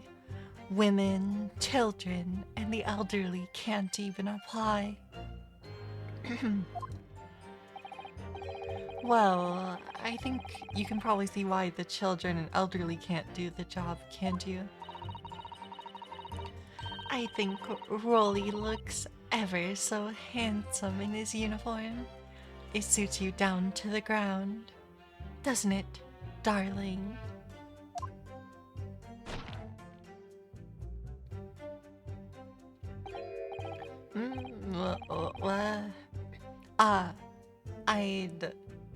I'd just finished my beat. Pat and I were heading back to the station, and I was actually planning on getting changed there. Is he talking in his sleep? This is creepy. Oh, no, Rolly, I much prefer you in uniform. Sometimes I don't recognize you when I see you in plain clothes. Oh dear, that doesn't seem healthy. Kindly adhere to the point. You were going for a meal after you'd finished your beat for the day, correct? That's right, sir. Yes. Although I was fit to drop, to be honest, after spending the whole day on my feet. But policing is my life, sir. As long as I'm the proud owner of this, I'll serve my city, my queen, to the end. Metropolitan Police warrant card. What's that now? My warrant card, sir. Proof that I'm a London copper. It has the noble founding principles of the force written on it as a reminder to all us policemen of our sworn duty to patrol the streets of London town and uphold the peace of the common man. Sir, and for such a noble cause, I cover 20 miles every single day without fail and without a grumble. Because I know that the plodding of my boots is all Londoners need to hear to feel safe and secure. So, fighting crime doesn't appear to come into it then? But sir, just on that one particular day, I was looking forward to celebrating my wedding anniversary. Mrs. Beat puts up a lot with being married to a Bobby like me. I wanted to show my wife how much I care. Oh, Pat. Oh, Rolly. Oh, what a charming couple. Their young love is such a joy to behold. If a little over the top, perhaps? And then kindly describe what happened next. Anyway, Hold it! hold it. 2 silhouettes. That's right. They were coming toward us, walking up Briar Road in the opposite direction. There was a rather plump figure, followed by a scrawny, thin-looking man. That does sound exactly like the victim as pictured in this print, and like Mr. Natsume. Oh yeah, I should investigate the crime scene photo and see if it lets me look at the titles of those books. Yes, unfortunately it does. And you're quite certain that at the time there was nobody else nearby? Oh, yes, quite certain. It was dark, but there are streetlights on Briar Road, you see. There was nobody else around at all. Isn't that right, my darling?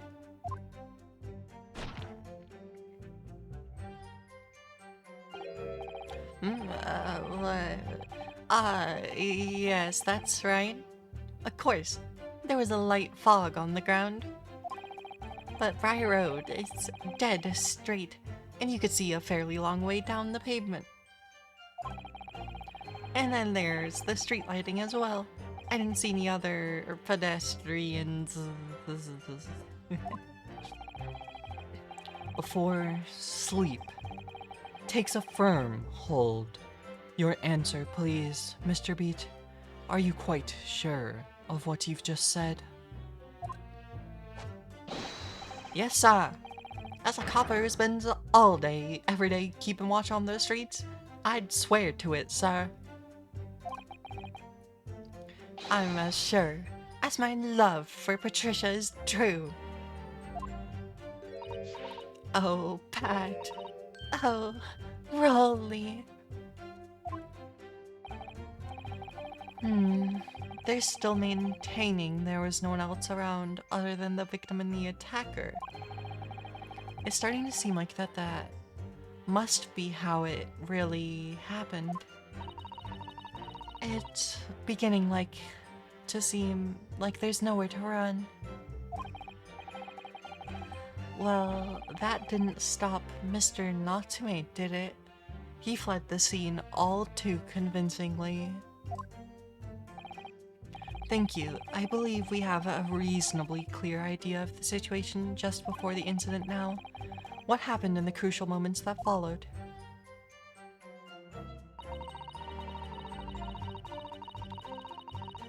Hold it! Scattered something. What do you mean by that? Oh, well, I couldn't quite make out what it was at the time. But then we got closer, we realized what it was. Didn't we, darling?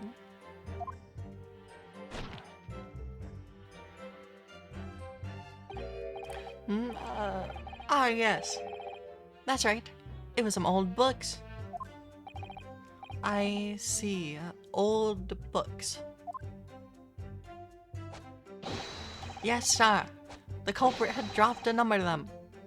All around where the victim lay on the pavement. Indeed. As clearly pictured in this photographic print.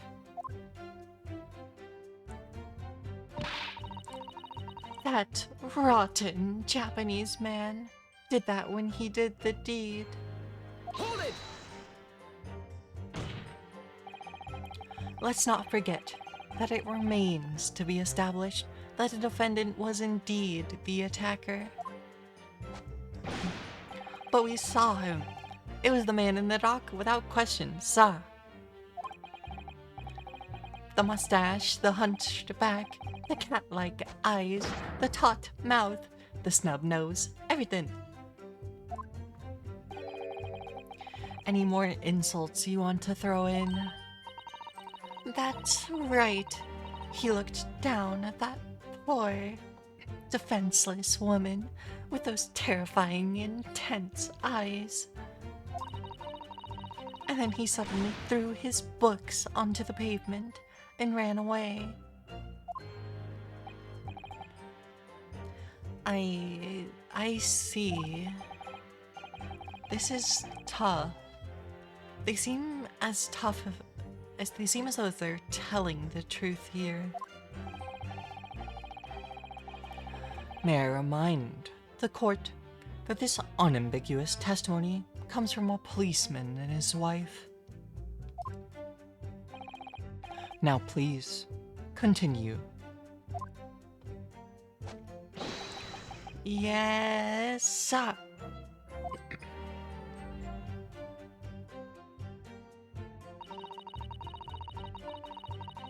Hold it! Was it your husband who went to fetch help? No. I may not be a police officer myself, but I am the proud wife of one, after all. Isn't that right, my darling?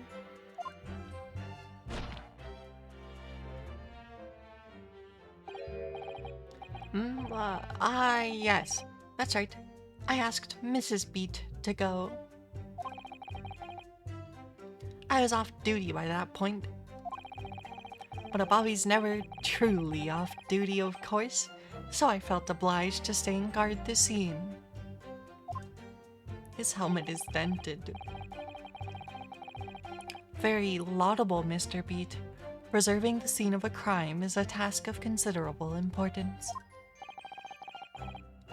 That's why I sent Patricia, you see.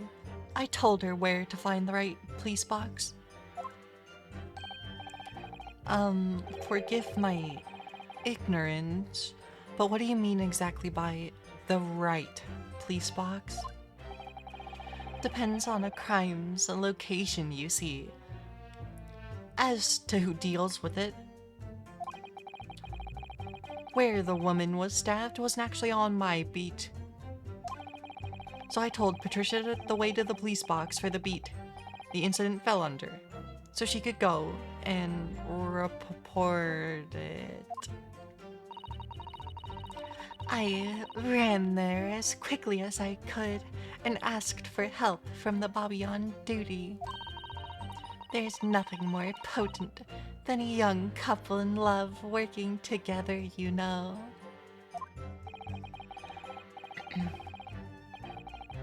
And thanks to your swift response, the case was quickly resolved.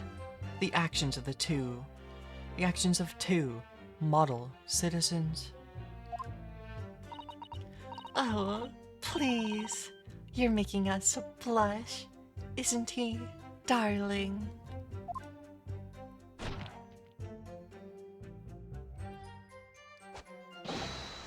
Yes, sir. What Patricia said, sir. Let's move on, shall we?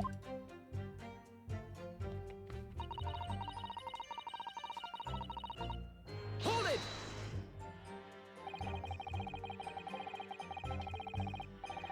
But surely you wouldn't have been able to see his face by the light of the gas street lamps, would you? We absolutely could. Us Londoners have exceptional eyesight, I'll have you know. Right. The light from the street lamps was more than enough. My husband already told you that the fog was only light, didn't he? Yes. And what of the fog?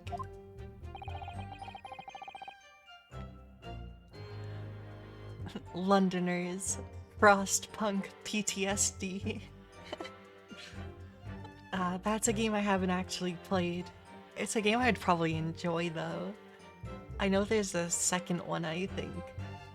Which the second one's kind of interesting, because you like start from like the endgame scenario of the first game, I think.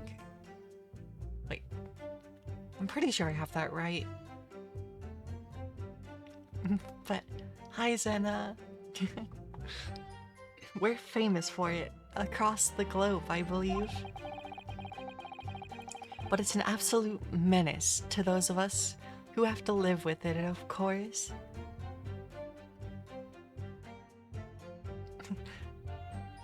Oh, and it's all voiced? Yeah, so you'll get to hear them all roast you.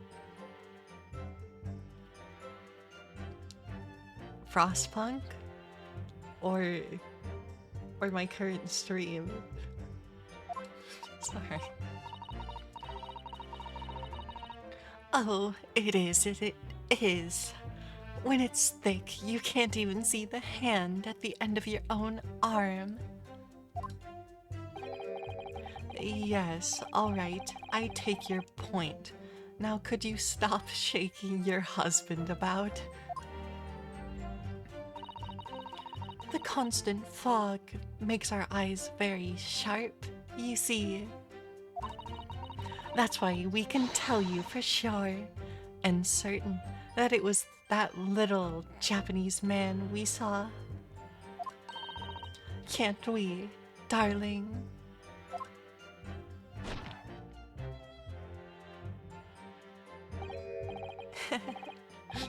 Glad it's fun. Yeah, this game is awesome so far. I love how overdramatic it is, and some of the lines are just like too funny. Hmm? What?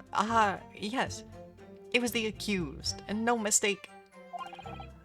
The mustache, the hunched back, the cat-like eyes, the top mouth, the snub nose, unmistakable sa. As far as this couple's testimony is concerned, there can't be any question. It was Soseki-san they saw running away from the scene of the crime.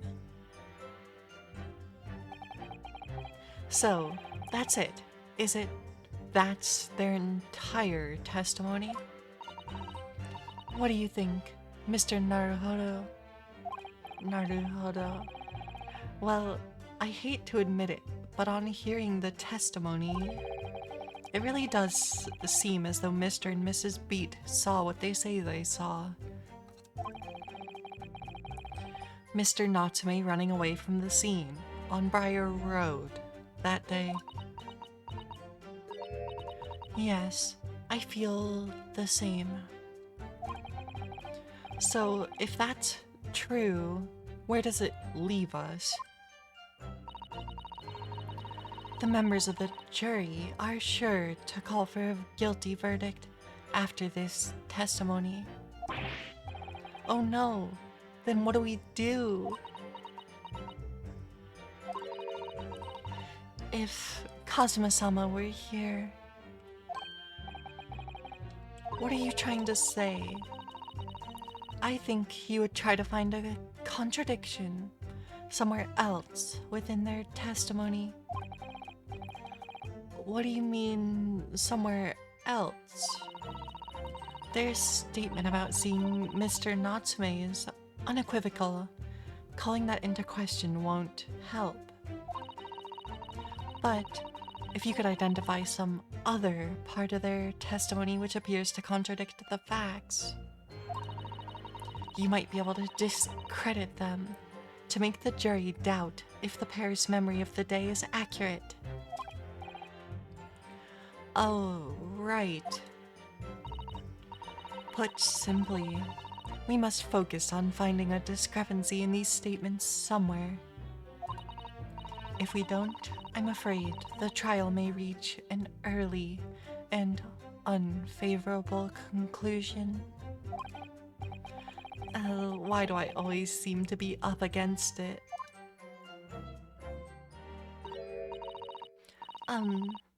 Mr. Lawyer, sir, can I ask you something?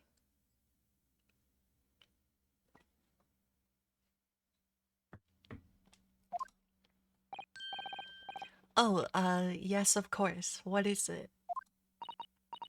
Well, you keep asking us all these questions about everything we've told you, so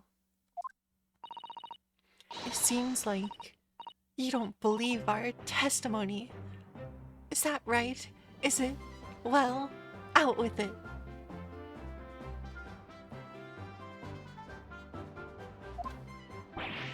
What? No. Oh no, it's really not that at all. My husband's a policeman, remember? And I know what I saw.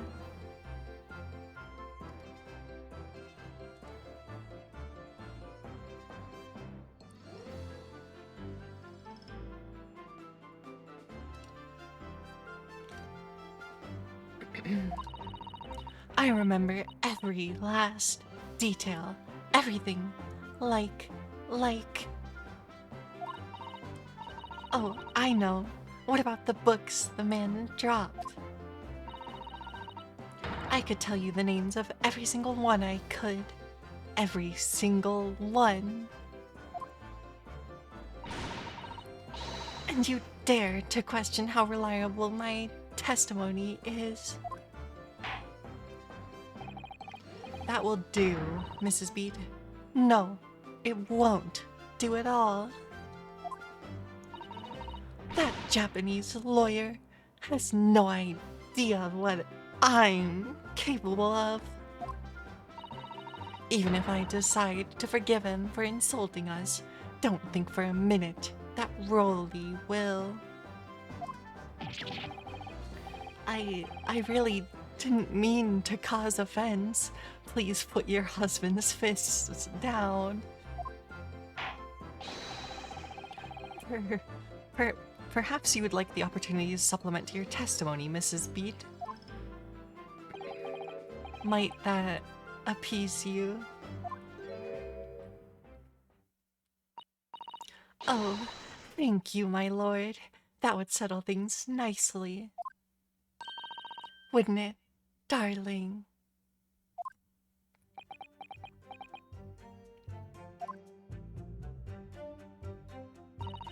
I could even tell you the names of the 4 books. 4? 4? 4? 4? 4? Wait, tell me the names of these books. Yes, we know that there were books dropped at the scene of the crime, as you say. Those purchased by the accused at the nearby secondhand bookshop on the day in question. After I'd been to the police box for help, well, I decided to have a good look over the area for good measure. I am a proud policeman's wife, after all. I did it for Rolly.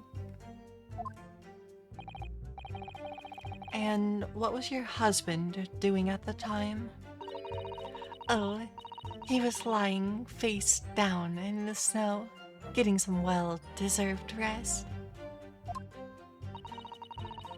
He works ever so hard, you know, ever so hard, don't you, my darling?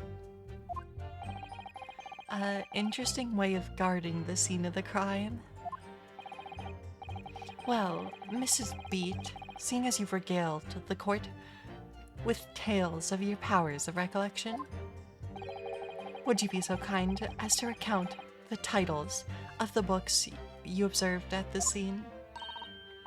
I'd be happy to. Now, are you all listening? There was the picture of Monsieur somebody of or other, and what's it, yearnings? And there was a meal for someone, and the last one was definitely the thingamy's something. You see,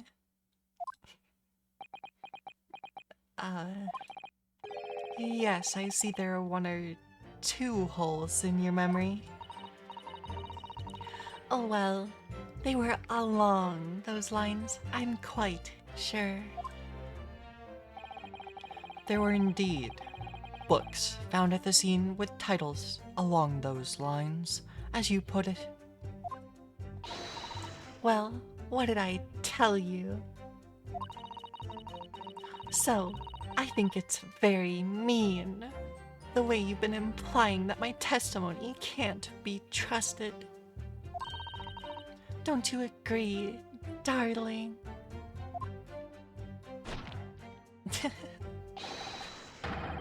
Anyone who upsets my Patricia will have to will have me to answer to. Well, he has his gun. Oh gosh.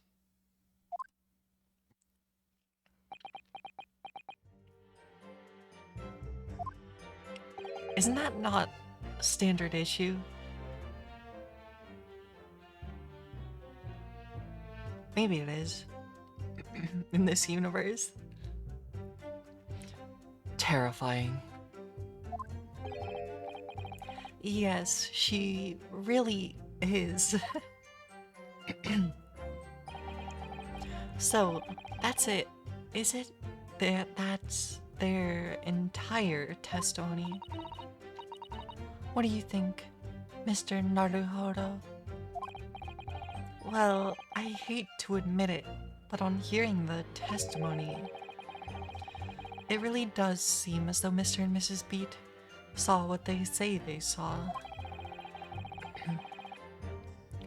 Mr. Natsume running away from the scene on Briar Road that day. Yes, I feel the same. So, if it's true, where does that leave us? Okay, so now we get to go again.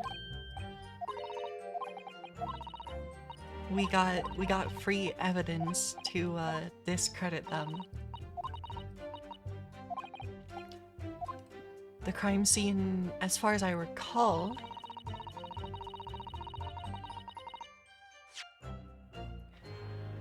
there is the picture of Monsieur Lecoq, a meal for... Okay, so those were his 3 books. Which means the something of the there's a 4th book she named that is not one of the books that Natsume bought.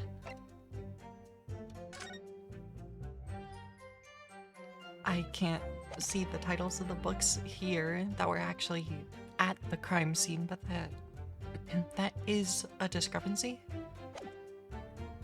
So we'll skip to that statement.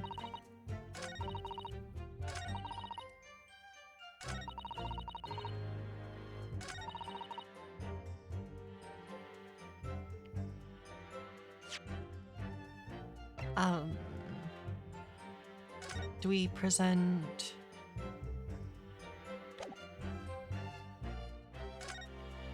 I guess just this, because this is the thing that actually shows there was 3 books at the crime scene. So you're saying that there were 4 books? That's right. I remember all of them. The picture of Monsieur somebody, what's it, yearnings, a meal for someone, and the thingamy's something. I'm sorry, Mrs. Beat, but there's a fundamental flaw in that statement of yours. Oh, no. What? What flaw? Simply that, at the scene of the crime, there were only 3 books, not 4. What? Have a good look at this photographic print at the scene of the crime. As you can clearly see, there are only 3 books. But no, that can't be. I saw them. Oh, I know what this is. Yes, you can't fool me.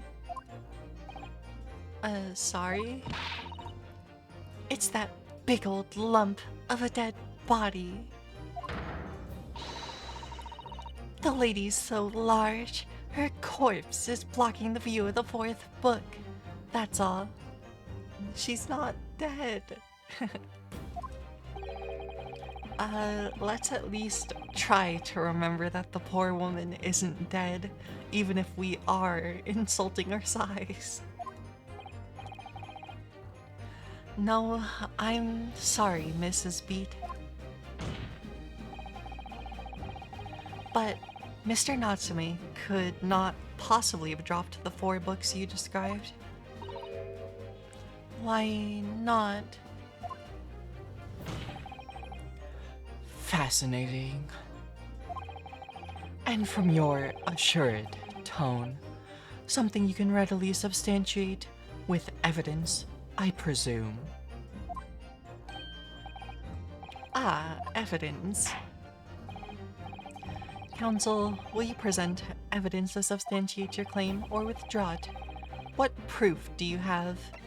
The accused did not drop 4 books. He only purchased 3, sir. The evidence is right here, in the form of this bookshop receipt. From your books. Yes, this receipt details Mr. Natsume's purchases that day. But as you can see, only 3 books are listed. No. Therefore, Mr. Natsume would have only dropped 3 books at the scene of the crime. Which means that your powers of observation, madam, cannot be relied upon.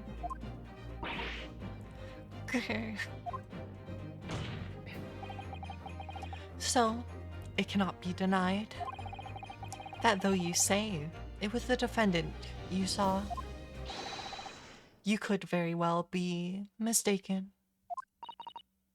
Oh, no.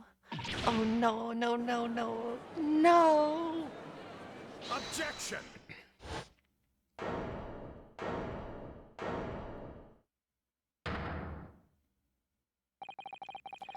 It's plainly evident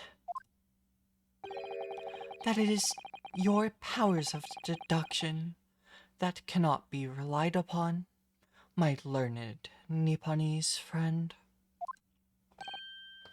What? What cannot be denied is that these 2 witnesses saw the accused running from the scene. A fact you know very well you have no hope of disproving. Ah.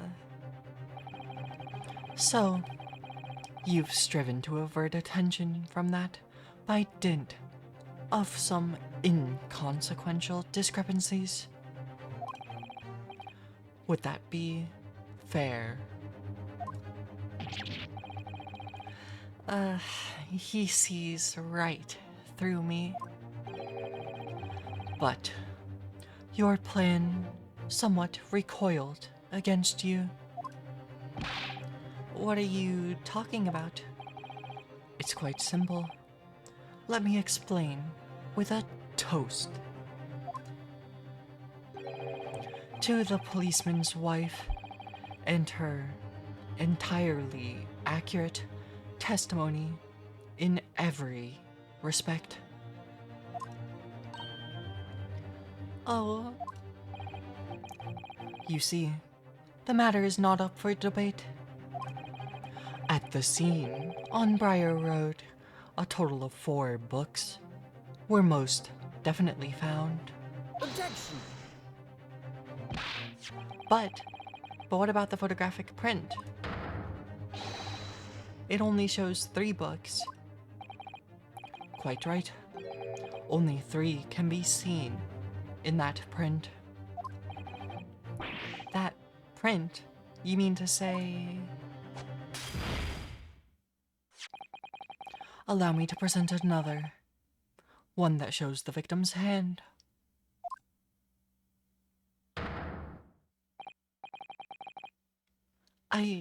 I don't believe it. The lion's pride. And wait. That book. That book was the one that the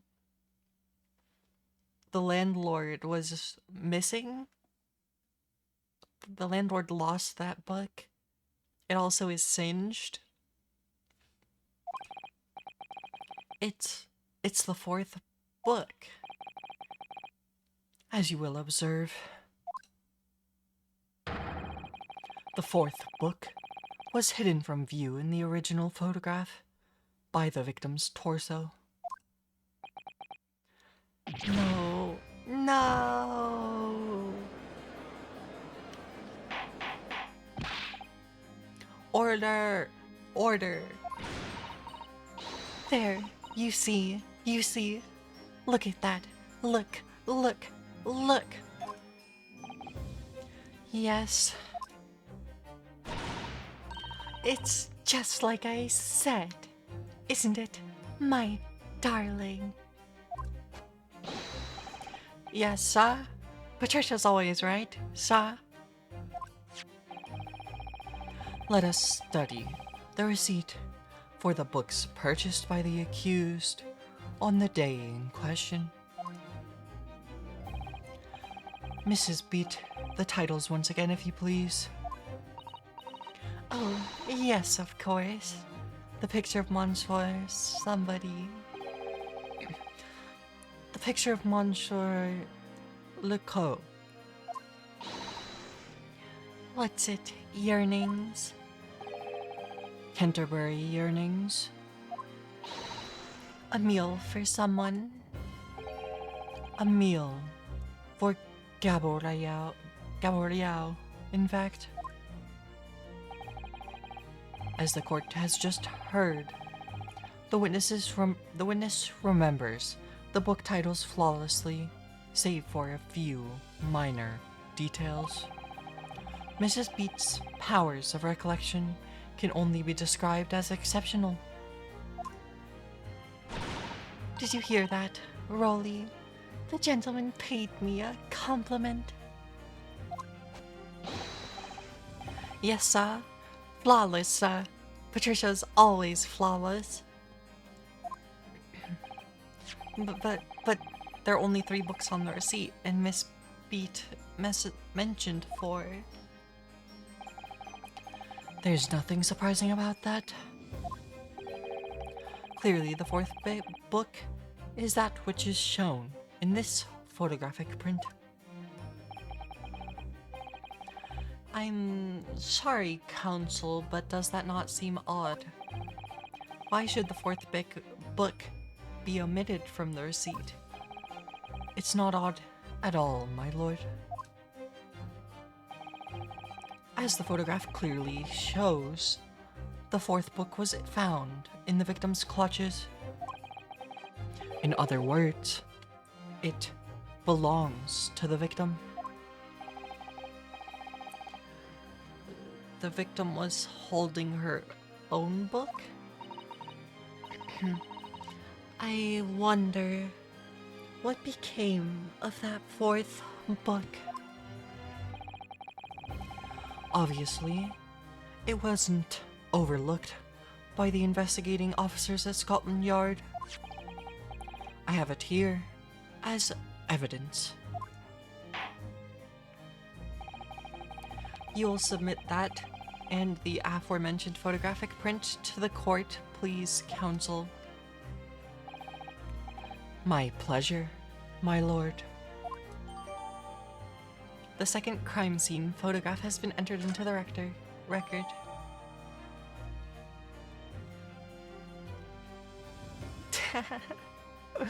Both you and Archeon won our matches.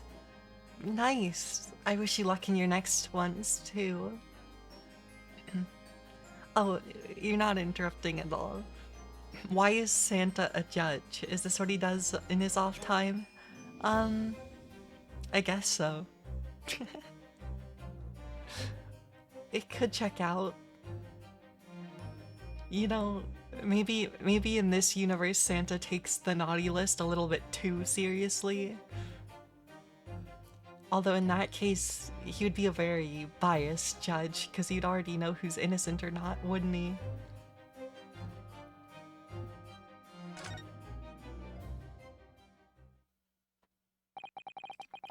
prosecution rests. I have nothing further to add. What? You seem surprised, my learned friend. But your resistance until now has been in vain. Entertaining, yes, but futile.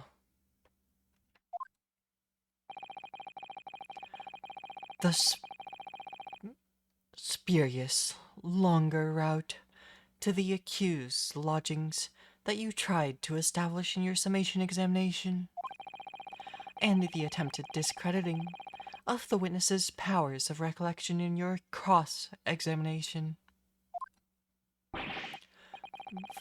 Udile, I walked right into this, didn't I? You see, everything we've said is true. Isn't that right, my darling?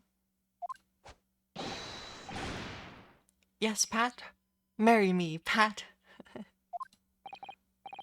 So, perhaps the ladies and gentlemen of the jury would like to reconsider their positions. Should the court waste any more time on this Nipponese travesty? Or is the decision you have to make all too apparent already?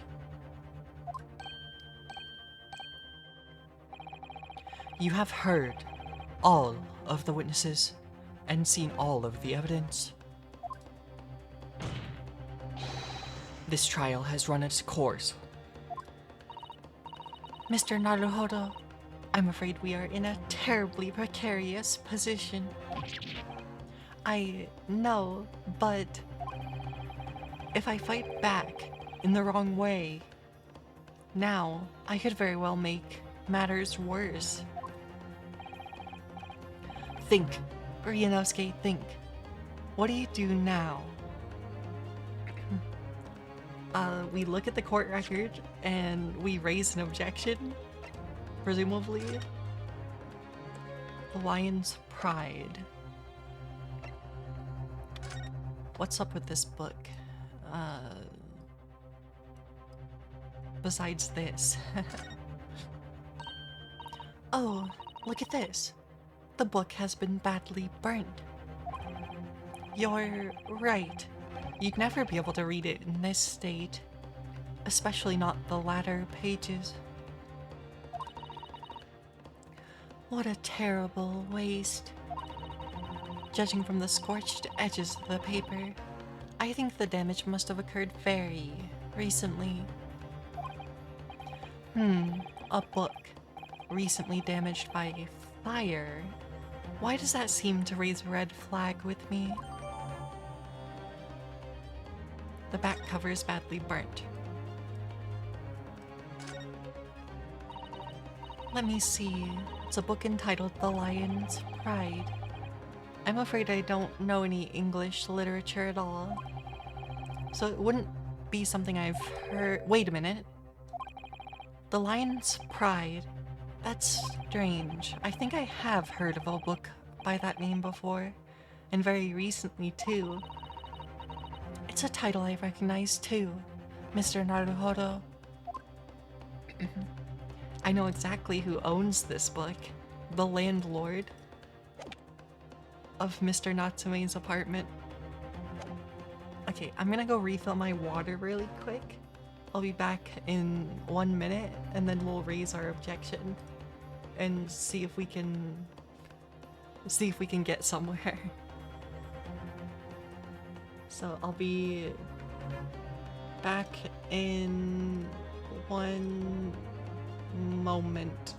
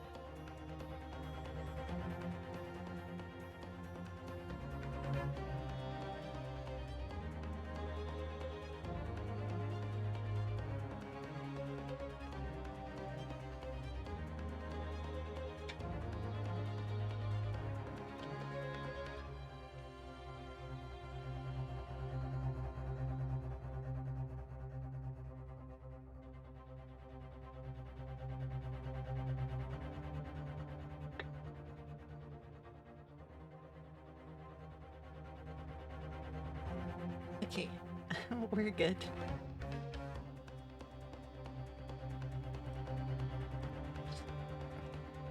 So now it's time. Objection! Objection. I'm not done yet.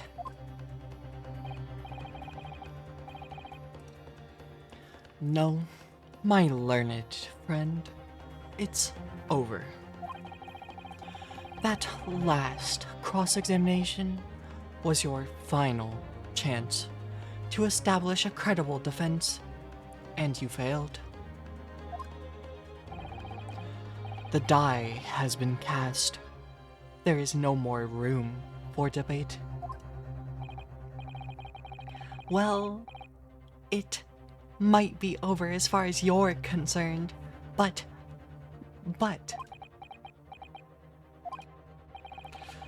I can't think of what to say.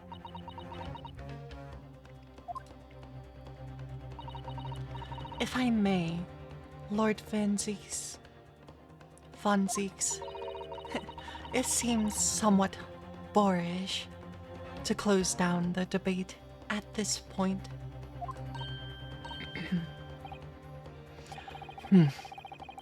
Your insignificant little Eastern Isle must be a lawless hole indeed.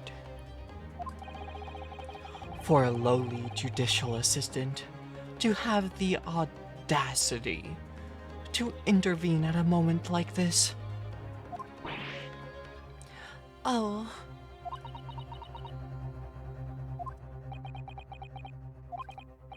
I am, to my shame, still a very inexperienced lawyer. So, you will have to forgive me, but I consider my assistant's advice essential and her opinions invaluable. Mr. Naruhodo.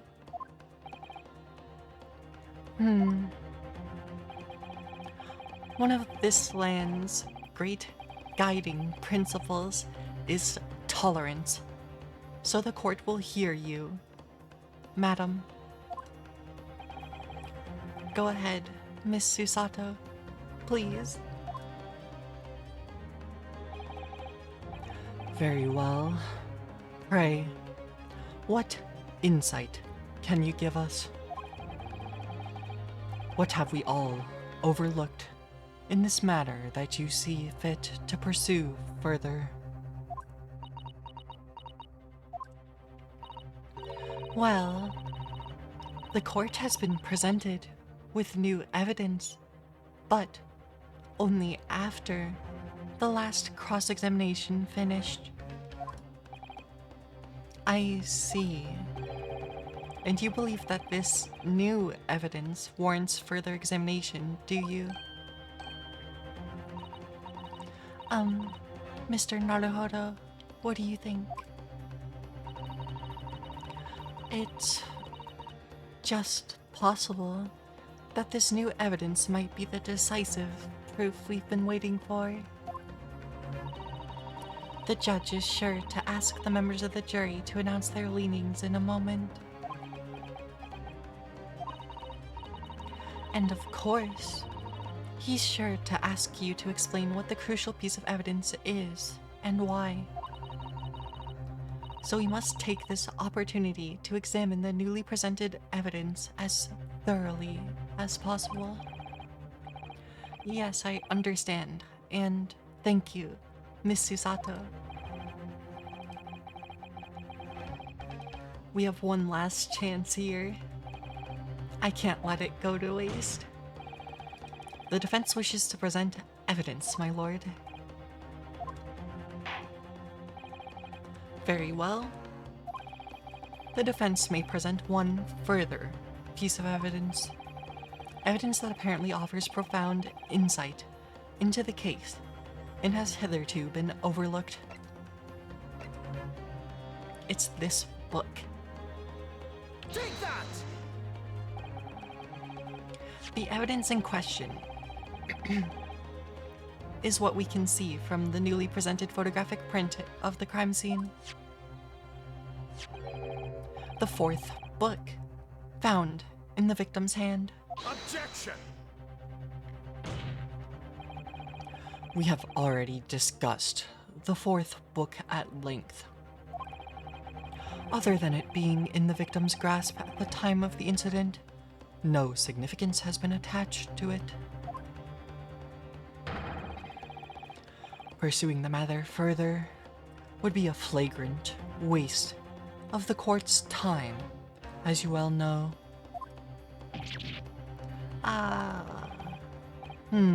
Yes, I'm afraid, counsel, I must concur with the prosecution on this matter. When I afforded you this opportunity, you led the court to believe that the evidence in question contained hitherto undiscovered clue.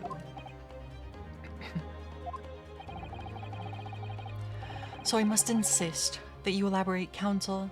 You identify this clue at once. Do I make myself clear? Oh, yes, my lord. It's, Mr. Naruhodo.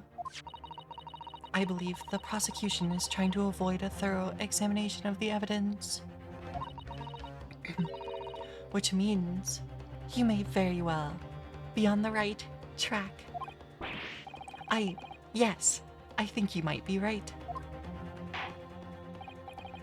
So, counsel, precisely where is the vital clue to this case which this fourth book conceals?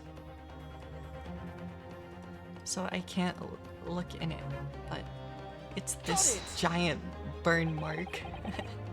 I would ask the court to observe the back of the book in question.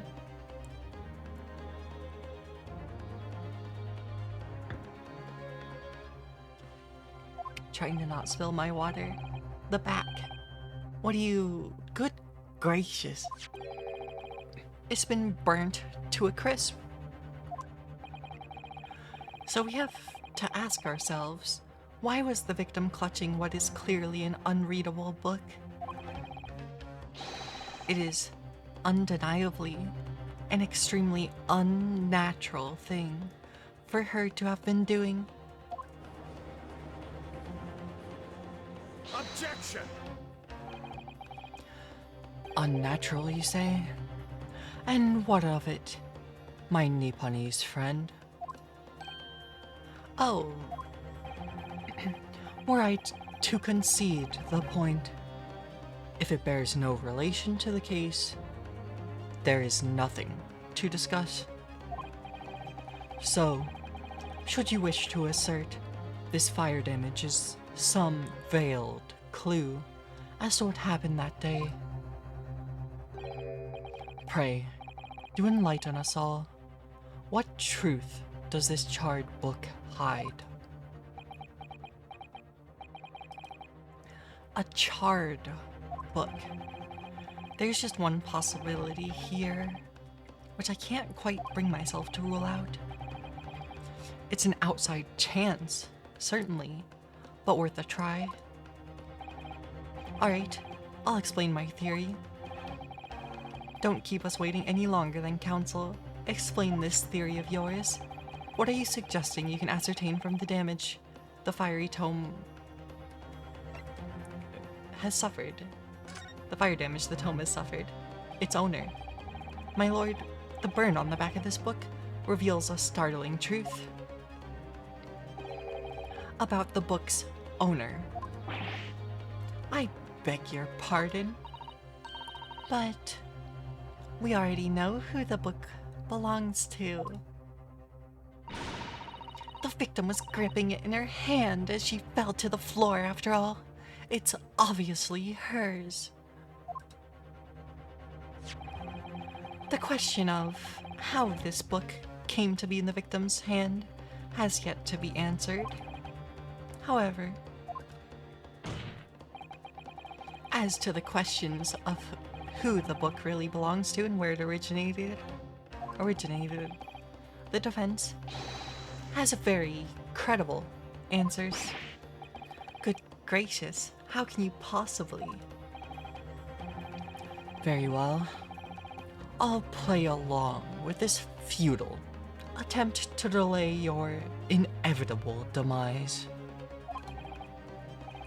But do remember, the members of the jury may well burn you if your little gamble goes awry. Counsel, the defense's response here is very likely to influence the final outcome of this trial.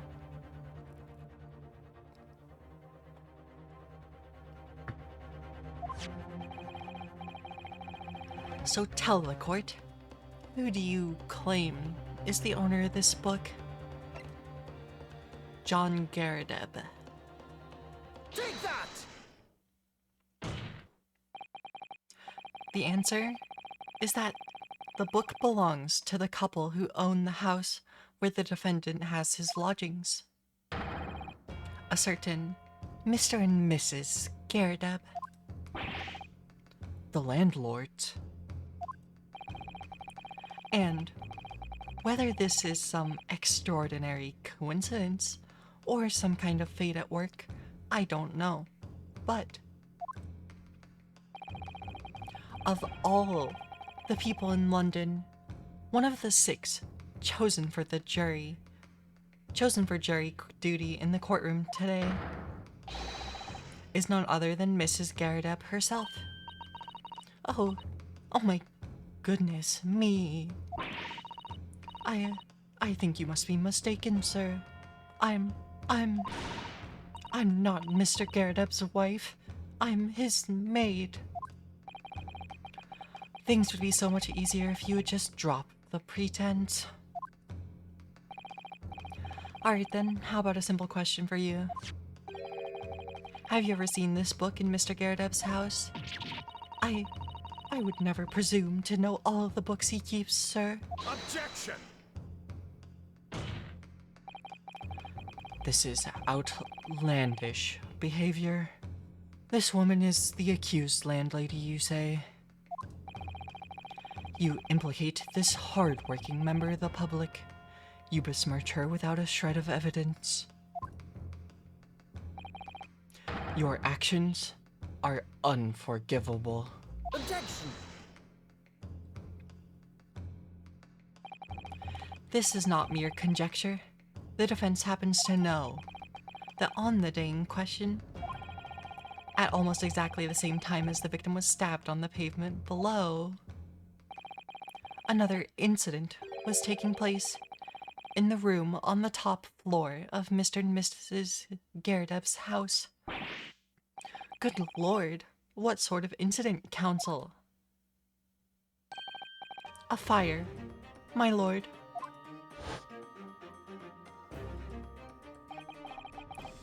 Afraid to say it was. Happened in the blink of an eye, you know. The whole place filled with smoke. Couldn't see a bally thing. Didn't take long for the fire to spread, of course. The bally furniture started going up as well. Worst of it is, I lost my favorite book, called The Lion's Pride.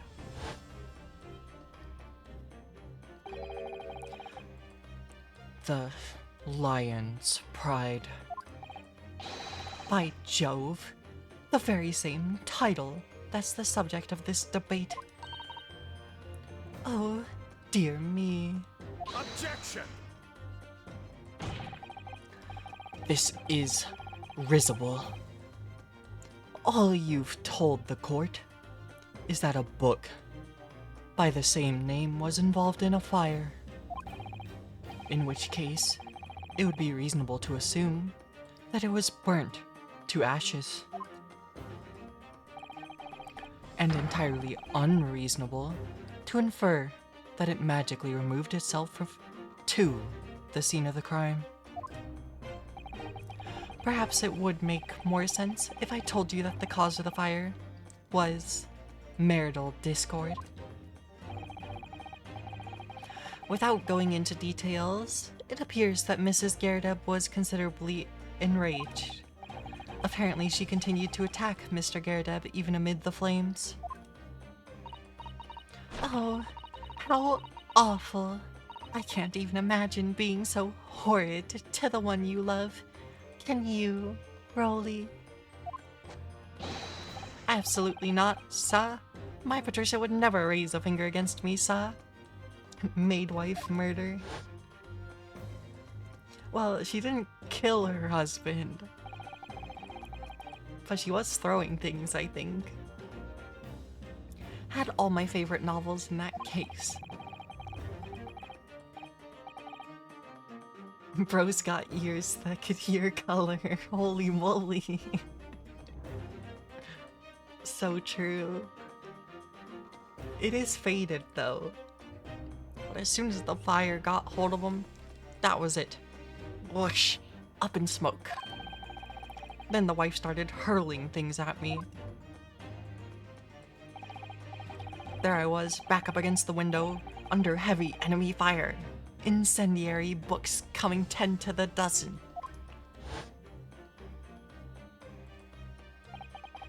The man had his back up against the window, and he had burning books thrown at him. Well, I'm glad to hear it, thank you. It's a little bit tough on my voice though, but that's why I have water.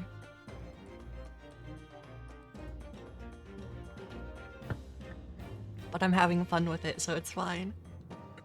Goodness gracious, are you suggesting that the book was thrown through a window and landed coincidentally at the scene of the crime? Love doing voices, but some of the ones you end up picking can be rough. Yeah, I'm trying not to pick anything that'll be too rough, just because I'm streaming for so long. So there's a couple of voices that I haven't necessarily quite been able to do what I had come to my head for the character, but... Oh no, I'm struggling with that too. Remembering the voices, so they're probably like ever so slowly shifting a bit, like every time. If I can get close enough, it's fine though. No. A thorough investigation of the surrounding area was conducted the very evening of the incident. Thank you. He does look like a Yu-Gi-Oh character. I could totally see it. Yeah, this game definitely does give a little bit of Yu-Gi-Oh vibes, like the anime, like the explanations for the arguments and stuff. It's just like, objection! You activated my trap card. This evidence proves you wrong. That'd be a funny way to read it. And there's no report of the Gyarados window pane being broken. That's quite true. We also saw no sign of broken glass when we visited the Gyarados household. But is it not conceivable that the window was open at the time in question? Not even remotely. Let us not forget the season and the chilling weather that accompanies it. Yeah, but the room was filling with smoke, sir. No Londoner would ever leave a window open in the middle of winter. Ah. Does the defense postulate this scenario in all seriousness, counsel? But yeah, no, that's why I can't do a voice for the judge. Like, I don't know, I can't seem to do, like, an old man voice.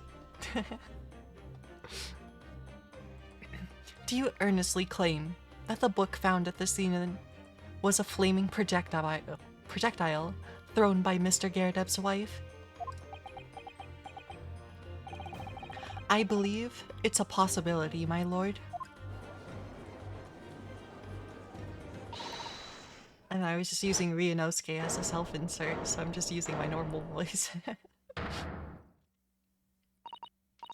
Well, I hope that everyone can see you for what you are now, you little foreign trickster. You call yourself a lawyer, but you're just a coward. A mean coward. Really? Claiming that our little tiff set the whole neighborhood alight, honestly. Implying that I'm merely posing as a maid for appearance's sake. How could you? It's nothing to do with this beastly case. Not any of it. All you've done is sully our family's name. No, I assure you that was never my intention. Dragging an upstanding citizen's name through the mud, simply to divert attention from your failing defense. I should box your ears. That's what I should do. It's utterly unforgivable. Too right. Here we go. How long have we sat here now, listening to this Nipponese spouting his fancy foreign theories? But think about it. At the end of the day, the only person who could have feasibly stabbed the victim is that little hunchback with the mustache. And he ran away from the scene, too.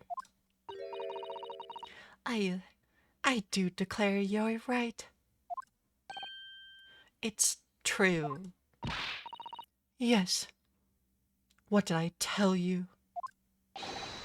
Makes sense to me. Sorry, what's that? Well, it would appear that the ladies and gentlemen of the jury are once again in full agreement. What is your position, Lord Von Zieks? In truth, my lord, I feel these have been unnecessarily protracted proceedings. But then, one must always exercise patience in order to savor the best vintage. No? Wait. The mystery of the fourth book still hasn't... If books are your predilection, my learned friend, study them on your own time.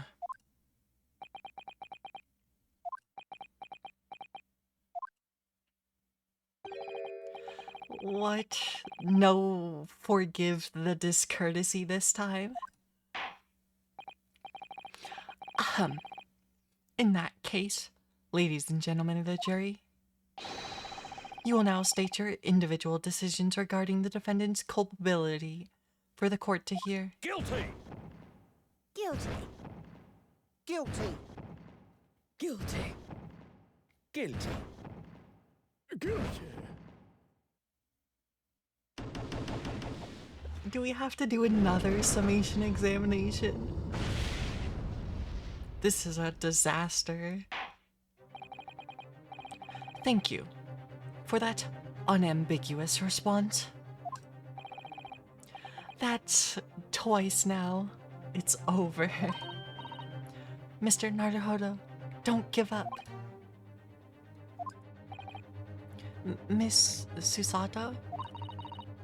Have you forgotten? The battle isn't over yet. You're not suggesting? Of course.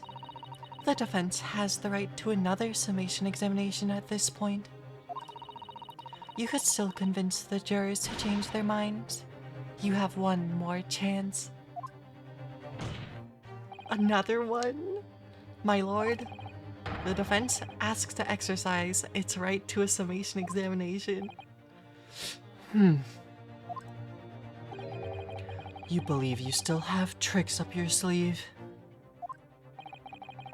I don't intend to trick anyone.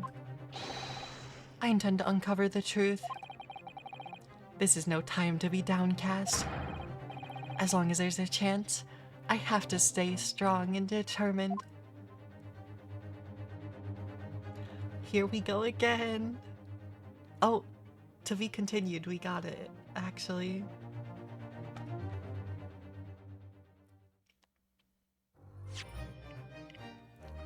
But yeah, these parts have been getting like longer and longer to get through. Let's save.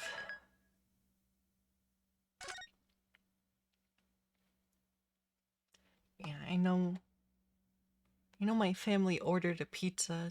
It's gonna be here soon.